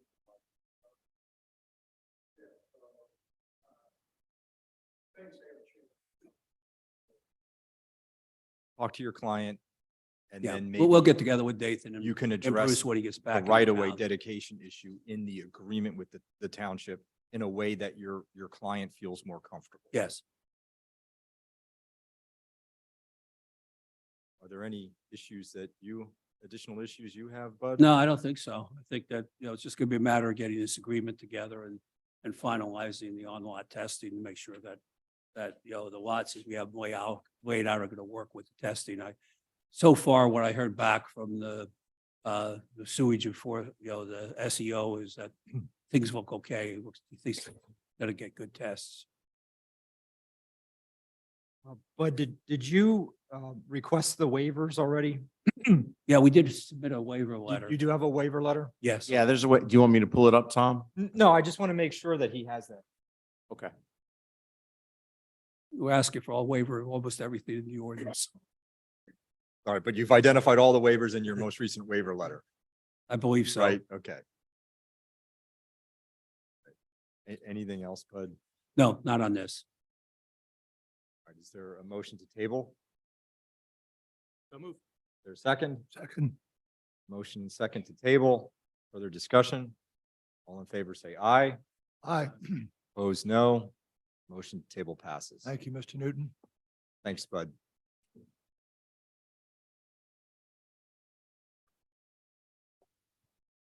All right, next item on the agenda is Prachi Realty, conditional use application for the property at 801 North Broad Street.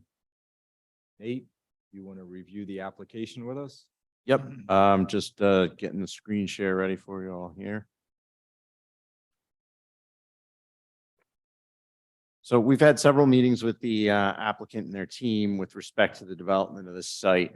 It is immediately abutting Hamilton Crossings, and frontage would rest on North Broad Street, essentially at the corner of North Broad Street and New Street, as I'm sure as everybody knows, is really a very limited access street. I would go so far as to almost say it's about the size of an alley, but it is a street for frontage purposes for a couple of homes. To the south of this site is the mobile home community. To the immediate east is Hamilton Crossings, and to the north is Hamilton Crossings.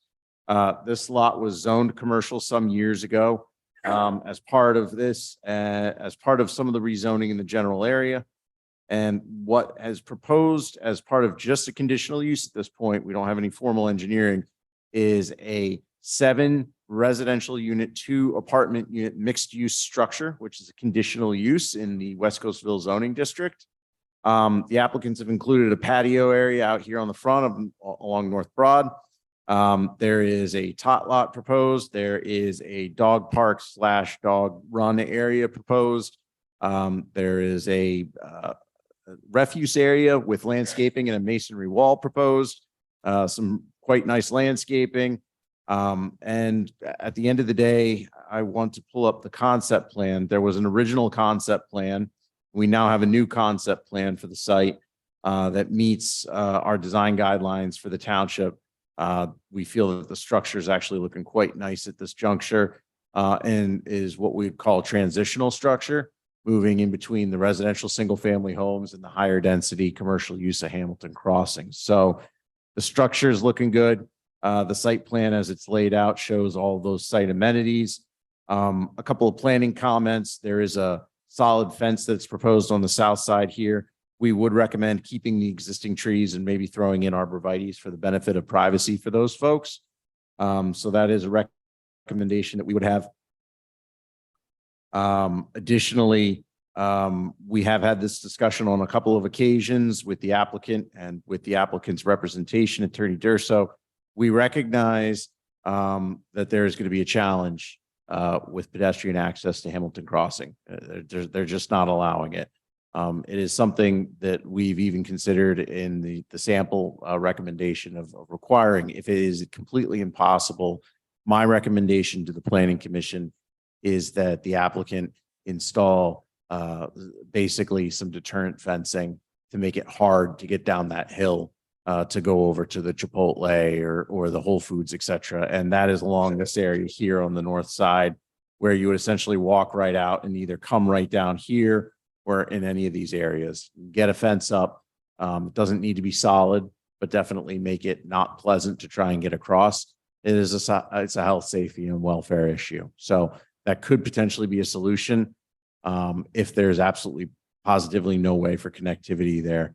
There are a couple of other items, considering that this is a conditional use. There's no stormwater design yet. We don't know what that's going to look like. We don't know how it's going to be managed. We know that this is a challenging watershed. It's the same watershed as Hamilton Crossings. I'm going to allow Brian to speak to that at greater length. But again, like we do with every single project, resident access, emergency access, and stormwater are major priorities. And we have some comments with respect to those from our other design professionals. So I would like to note that we appreciate on the planning side, the site is looking quite nice. The structure looks nice. The landscaping is quite nice. Very satisfied from a planning perspective. The pedestrian connectivity, we got to figure out a solution for that just for safety purposes. Brian, if you could go into some of the more details with stormwater and site access. I think those are things that we do want to talk about on the design end to make sure that this is a successful development, given some of the constraints with its access to Hamilton Boulevard.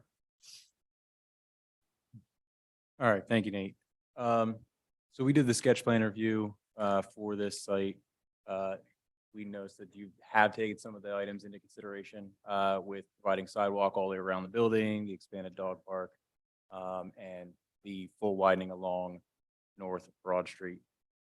We do have substantial concerns relative to site access. And honestly, I think it's interesting in your notice of intent, general note 1 on your plans, talk about how mixed use is a good use in this area, specifically because of the direct access to adjacent shopping center and the valuable commercial use. And we agree that mixed use is actually one of the primary items in mixed uses is accessibility to walkability of the additional uses, access, pedestrian access, and we struggle because the site is not providing. That's, like I said, access to Hamilton Crossings would really fulfill that requirement of that idea for mixed use. The use itself, it does kind of fit in with the commercial property because there's Hamilton Crossing on the one side and residential on the other.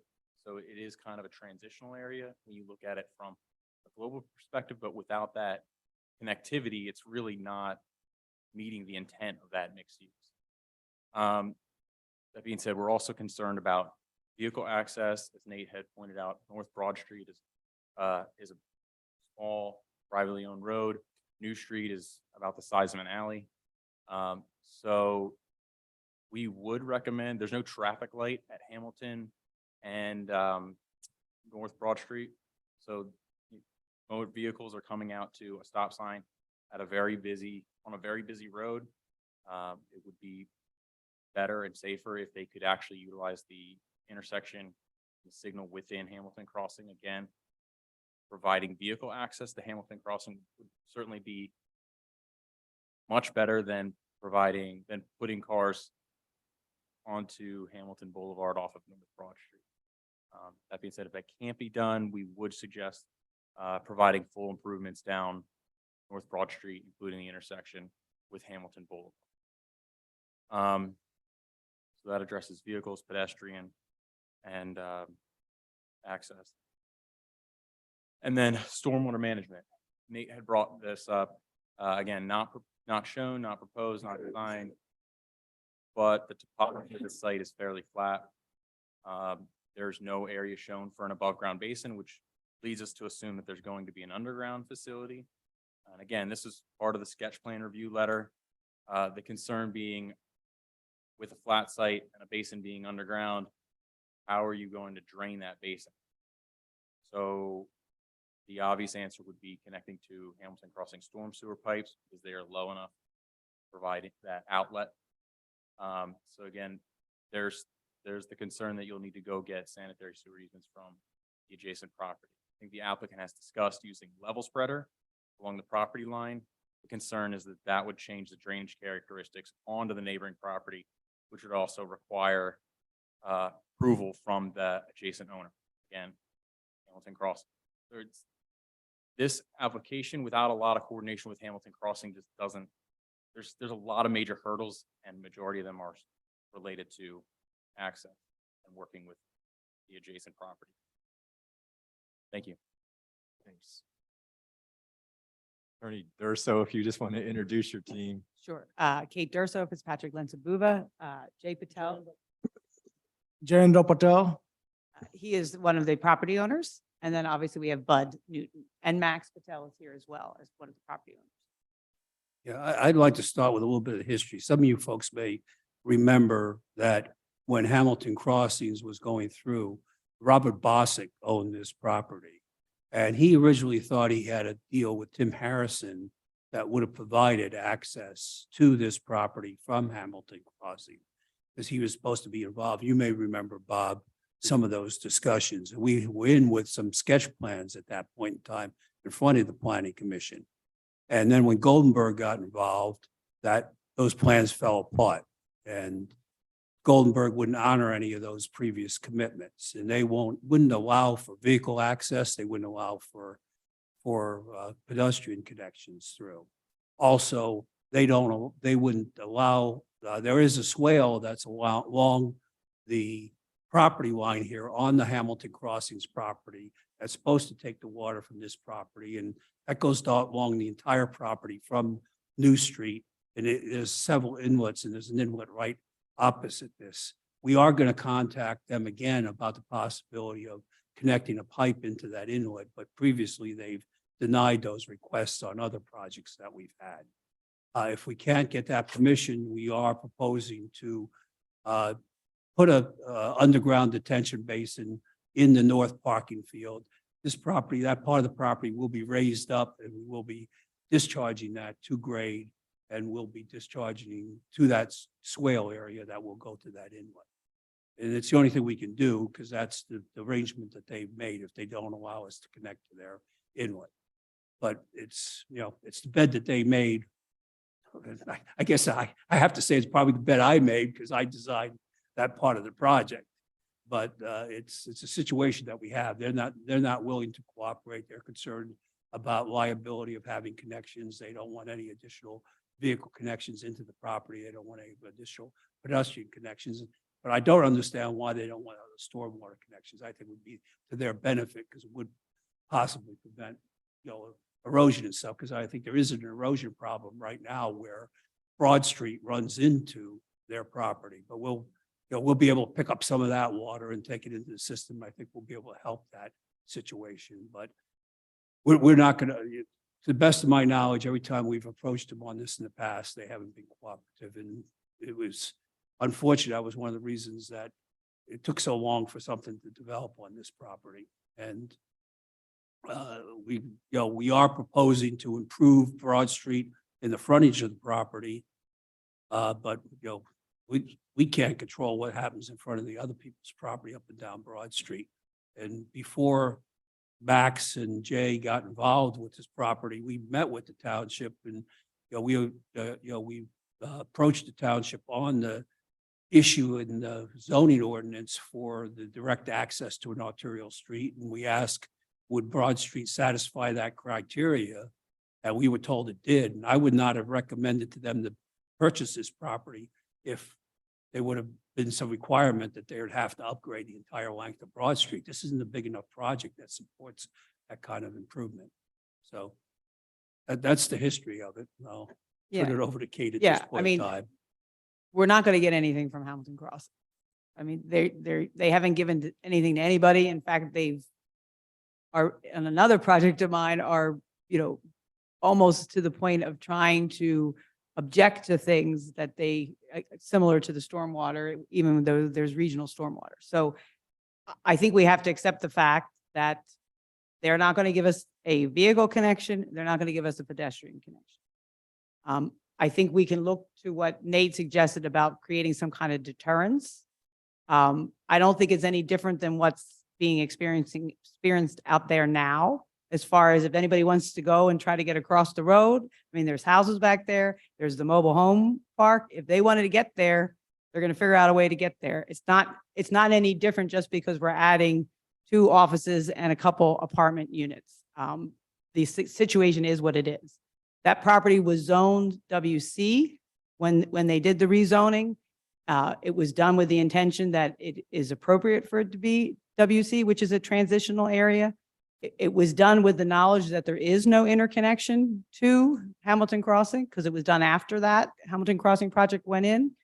We're just concerned that a project of this size can't support a full redo of North Broad Street.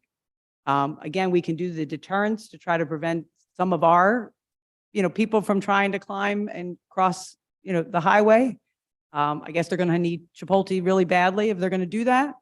But again, it's an existing situation that anybody who lives on that Broad Street, and especially the mobile home park, is already experiencing. It's nothing different just because we're inserting a minor development in the whole scheme of things. I don't have any other suggestions on how to address some of the, we're not going to get anything from Hamilton Crossing. Does Hamilton Crossings explain why they don't want to work with you? It's a lot of the stuff that Bud has said, and I know that Nate can attest that the township hasn't had any success in trying to, coordinate something from them. It's liability. We don't care. We don't want to be responsible. I mean, it's unfortunate that when Hamilton Crossings went in with all the monies that were allocated for that project, that this wasn't taken care of and addressed at that time. Whether it be that they would have to allow somebody with their existing inlets to go into the stormwater. Why they couldn't, as Bud alluded to earlier, you didn't provide some kind of access for the mobile home park or for that property that's sitting at, that's owned now by our clients. But they didn't, and they got approvals for what we see there today. And there's no incentive on their part to do anything. They're not, I mean, I guess the township would try to, hold something against them if they're trying to do some other additional expansions on the property, but I don't know that there's anything left there. And they didn't acquire the rights to the diocese land, off of Crocs. So it's not like they're coming in to get another bite of the apple to try to coordinate some of this.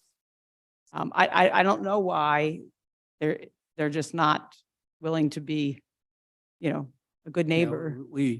When Progressive Vision was going in, after they went in, they wanted to try to get a connection over to the pathway system that we had to get to the bus stop because they had a lot of people that were coming to their facility by bus, and they wouldn't even go along with even a connection to the pathway system that we had on the south side there to get to the bus stops.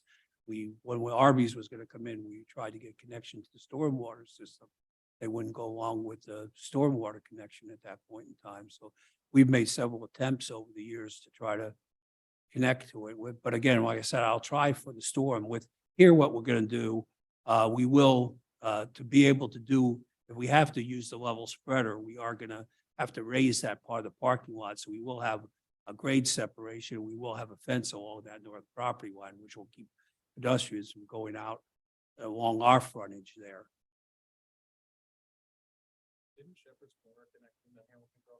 That was part of the that was part of the deal when the project went through, because those pipes there were pipes that discharged onto the diocese property before Hamilton Crossings purchased the property from the diocese. Yeah, it's anything that was sort of existing that went into the diocese, like some of there's some provisions for the one that's going into the Crocs, but nothing like here where there's nothing in writing, there's no easements. Yeah, there were two pipes that went across New Street that went into, that were there prior to Hamilton Crossings going in, so they had to pick up those pipes.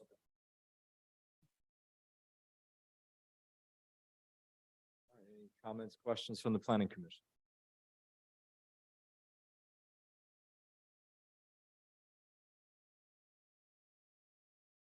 Can you describe the configuration of the proposed building? You've got a mix of residential, of office. How is the building segmented into residential? It's gonna be a two-story building. The first story, on the, south part of that, there's gonna be two units that are, here on the south side. This side on the first floor are gonna be two apartment buildings in the back, and they're gonna be ADA accessible. They're gonna have these garages for the ADA units. Then you're gonna have that central corridor that'll go in, and there'll be staircases up to the second floor where there'll be 5 apartment units. Then on the opposite side, there's gonna be the 2 medical dental offices. Jay's a dentist. He's gonna have his office. You want to flip to the north view? So you'll have the the dentist office on one side, and there'll be another professional office on the opposite side. So he'll have his office on the one side, and there'll be another professional office on the other side. So, you'll have the professional offices facing the shopping center, and the residential properties will be facing the mobile home park. The second floor is all All residential. apartments, yes. Correct. And all the apartments have balconies to have a little bit of outdoor space and stuff for them. Yeah, we tried to, after we met with Nate and Carl, have them make it a little bit more blending in with the neighborhood. So that's why you see some of the different design to make it look almost more like, townhouse, house type of look about it. Now, the only entrance to the commercial portion is on the north side, right? There'll probably be emergency exit doors on the east and west side. East-west, too, yeah. for your just emergency exits, and also there's gonna be probably employee egress to that common area in the back too, because we'll maybe have some parking for the employees in the rear of the building. But primarily side. the residential, the people who are going to live there, they're going to be entering on the south side. They Yes. can't enter on the north side because that's for the That- business. Yes. The customer parking is all gonna be on the north side. But there's gonna be some employee parking on the south, both sides.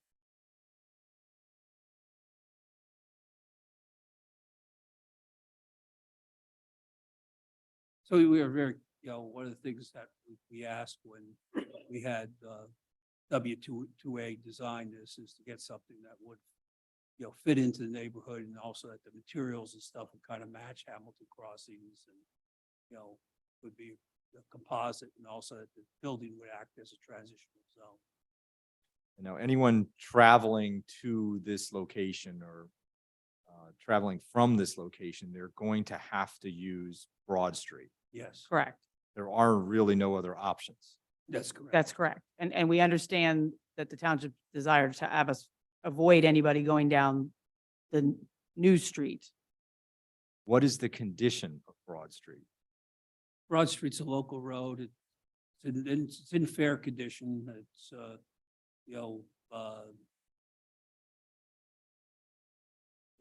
it does serve as the major access to the mobile home park.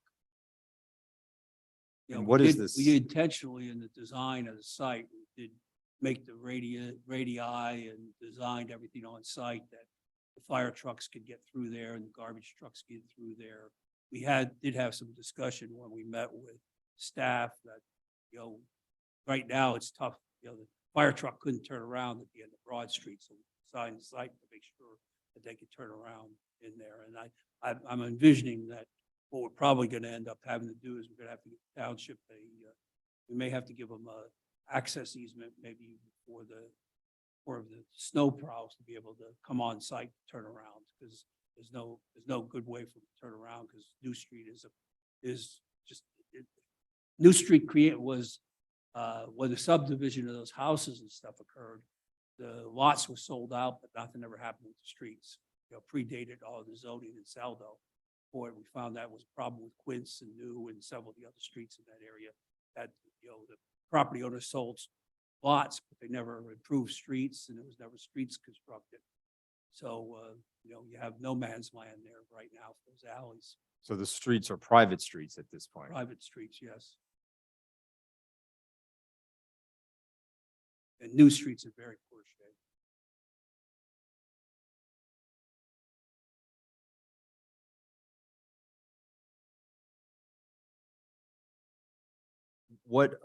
What right do you have to use New Street?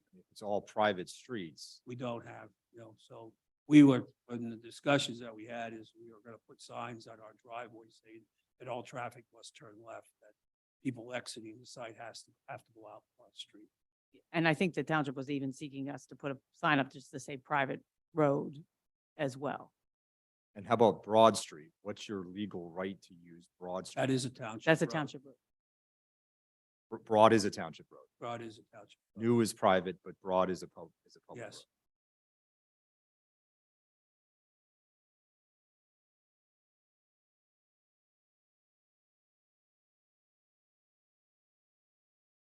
road. All right. Let's open it up for public comment. From the public, wish to speak?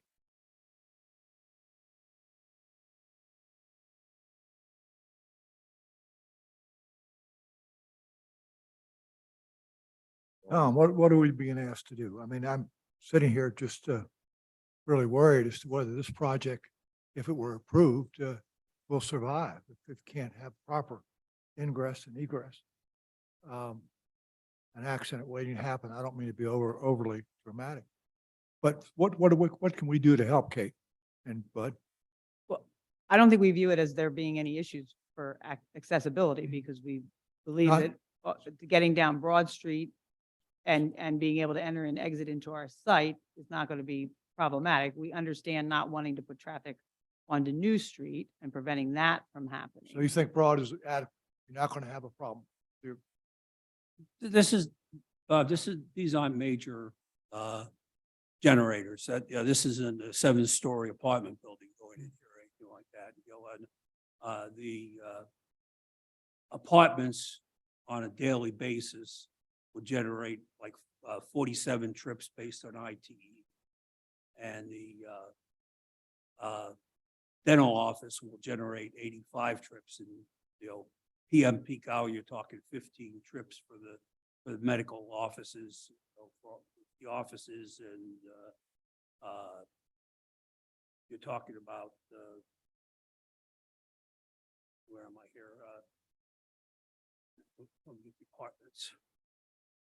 Apartments, you will generate 4 trips in the PM peak hour. So we're not talking a huge volume of traffic here, and Broad, you're not gonna have as anywhere near the traffic going in and out of here as you have in the adjacent driveway that goes in and out of Outback to the east.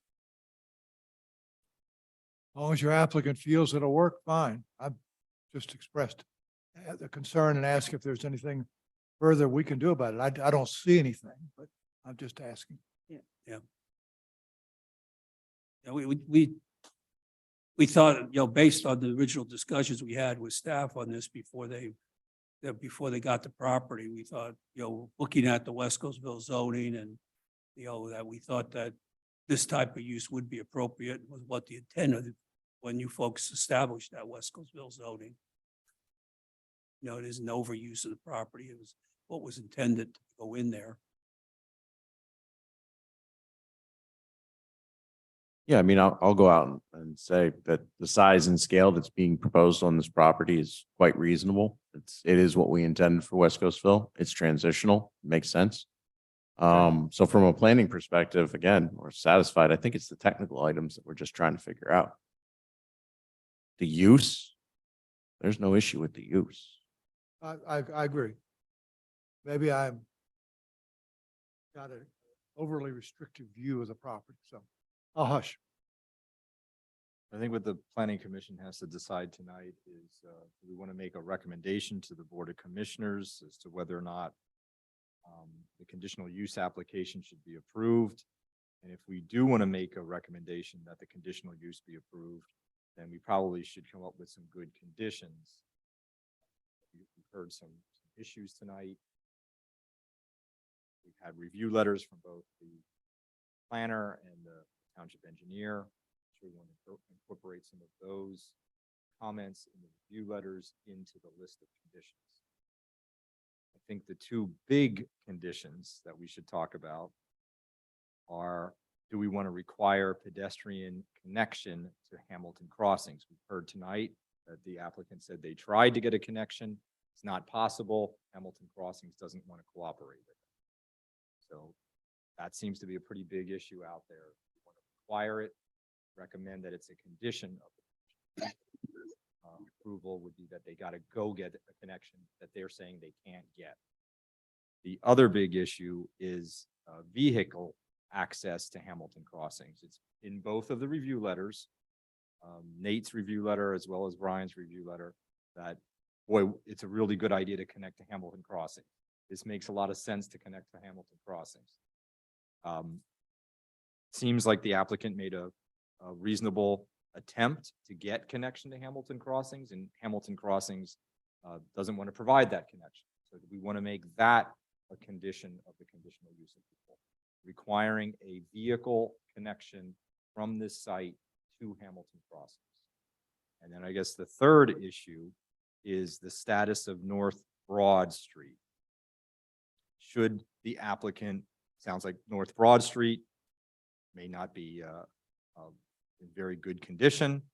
Should the applicant make improvements to North Broad Street beyond just the frontage of their property? We heard that they're going to make improvements, road improvements to the frontage of their property, but should the improvements on Broad extend beyond the frontage of their property? I think those are the three big issues: pedestrian connection to Hamilton Crossings, vehicular connection to Hamilton Crossings, and then further improvements to North Broad Street. And Nate, if I heard you and Brian correctly, you're not, you're satisfied that they can't get the access from Hamilton Crossing, and you wouldn't put that down as a condition of the conditional use. Am I correct in my understanding?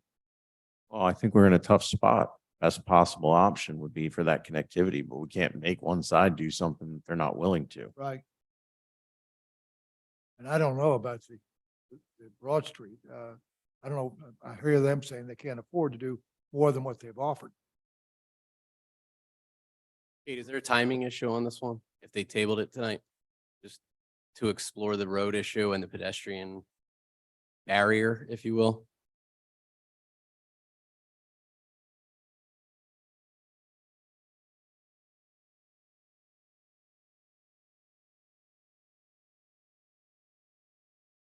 No, there's not a specific timing. So if there wanted to be a pause and then we, between now and hopefully the March meeting, figure out some of these, he's not opposed to that. No, And he's not. we don't know what the MPC deadline is, but you'd give an extension if we. Oh, need yeah, it. yeah, Okay. yeah. I think we're okay on it, but. We have the 90 days that started today. Yeah, You just told me we had that. 90 days that started today, Okay. but if we need to do a buffer, Yeah, just to be safe. Just tell me. Okay. Yeah. But we'd like to be able to come back in March. We can. All right, so for the next 30 days or so, Kate, you're going to work with our solicitor and Nate Yes, to try to figure out some of these issues. yes. We'll figure out, or some other, if it's preventing the pedestrian and as opposed to providing and that type of thing that Nate mentioned. And then we could be more specific of what types of, if it is the deterrent route, maybe we can focus in on what kind of deterrence we can do. And maybe we could take some more photographs or something of North Broad and get a better sense of what's out there. But yes, and I'm sure Bud will help. Mhm. Is there no one at Macungie Crossings that could give you an answer, like why they want to make it so hard to get customers over to their businesses? You know, You know, I say the same thing to myself, because I would think it's not in competition with them. They don't have apartments over there. They don't have the offices. I don't know. I mean, I'm happy to try again.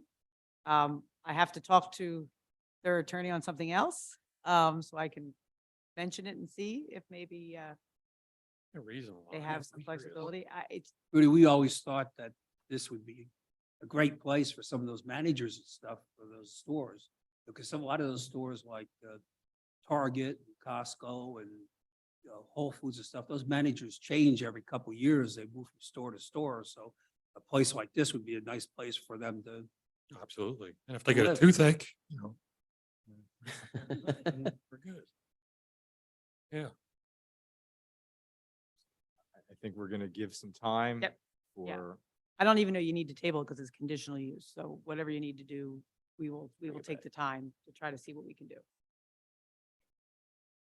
so we'll see you back next month. Yes, Sounds good. okay, All right, thank you. thank you.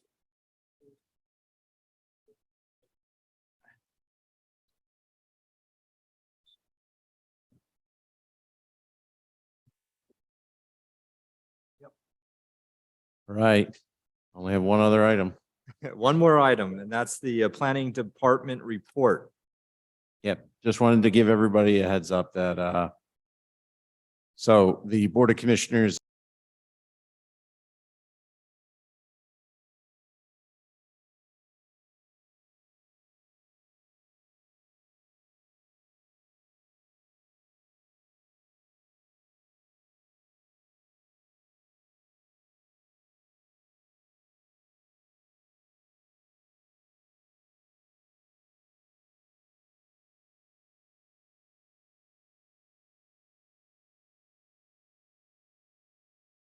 Department report, and I think Nate, you were saying that there's an ordinance going before the Board of Commissioners to Correct. reduce the size of the planning commission from 7 members to 5 members. That's correct. And on the other side, for the zoning hearing board, we will be proceeding forward with upping the number of members to 5 from 3. So that's at the recommendation of the board. That'll be before the board. They're looking to memorialize those 2 changes. Then essentially we'll be in a position where we're same across the board. 5 members on every board, everybody starting at 6 PM. So there'll be pretty much uniformity throughout the township. The alternates, you know? Nope. No alternates. I think that means if you're not going to make a planning commission meeting, let Nate know. We Yes. don't have a quorum problem. Yes, please. And then no workshop next week, right? No workshop next week. And our next meeting is March 14th. That's correct. All right. And before we wrap things up, I just wanted to thank Bob Rust for his many years of service. Tonight is Bob's last meeting on the planning commission. Bob resigned. I think he's has some plans to move out of the township and spend some more time with his family. But I just want to say, Bob, you're a true gentleman, and I've enjoyed working with you. And I wish you all the best on wherever your travels take you. Thank you, Tom. Enjoyed being part of it. So I hope you get to spend some more time and with I those do too. grandkids and. You too. It'll take a little bit of time, but that's what we're working. Thank you. So good luck to you, Bob. I'll take that and run with it. Are there any other matters to come before the planning commission? All right, is there a motion to adjourn? So move. Is there a second? All in favor? Aye. The meeting is adjourned at 8:46. I changed mine to nay. What do you want to I'll say? change it to nay.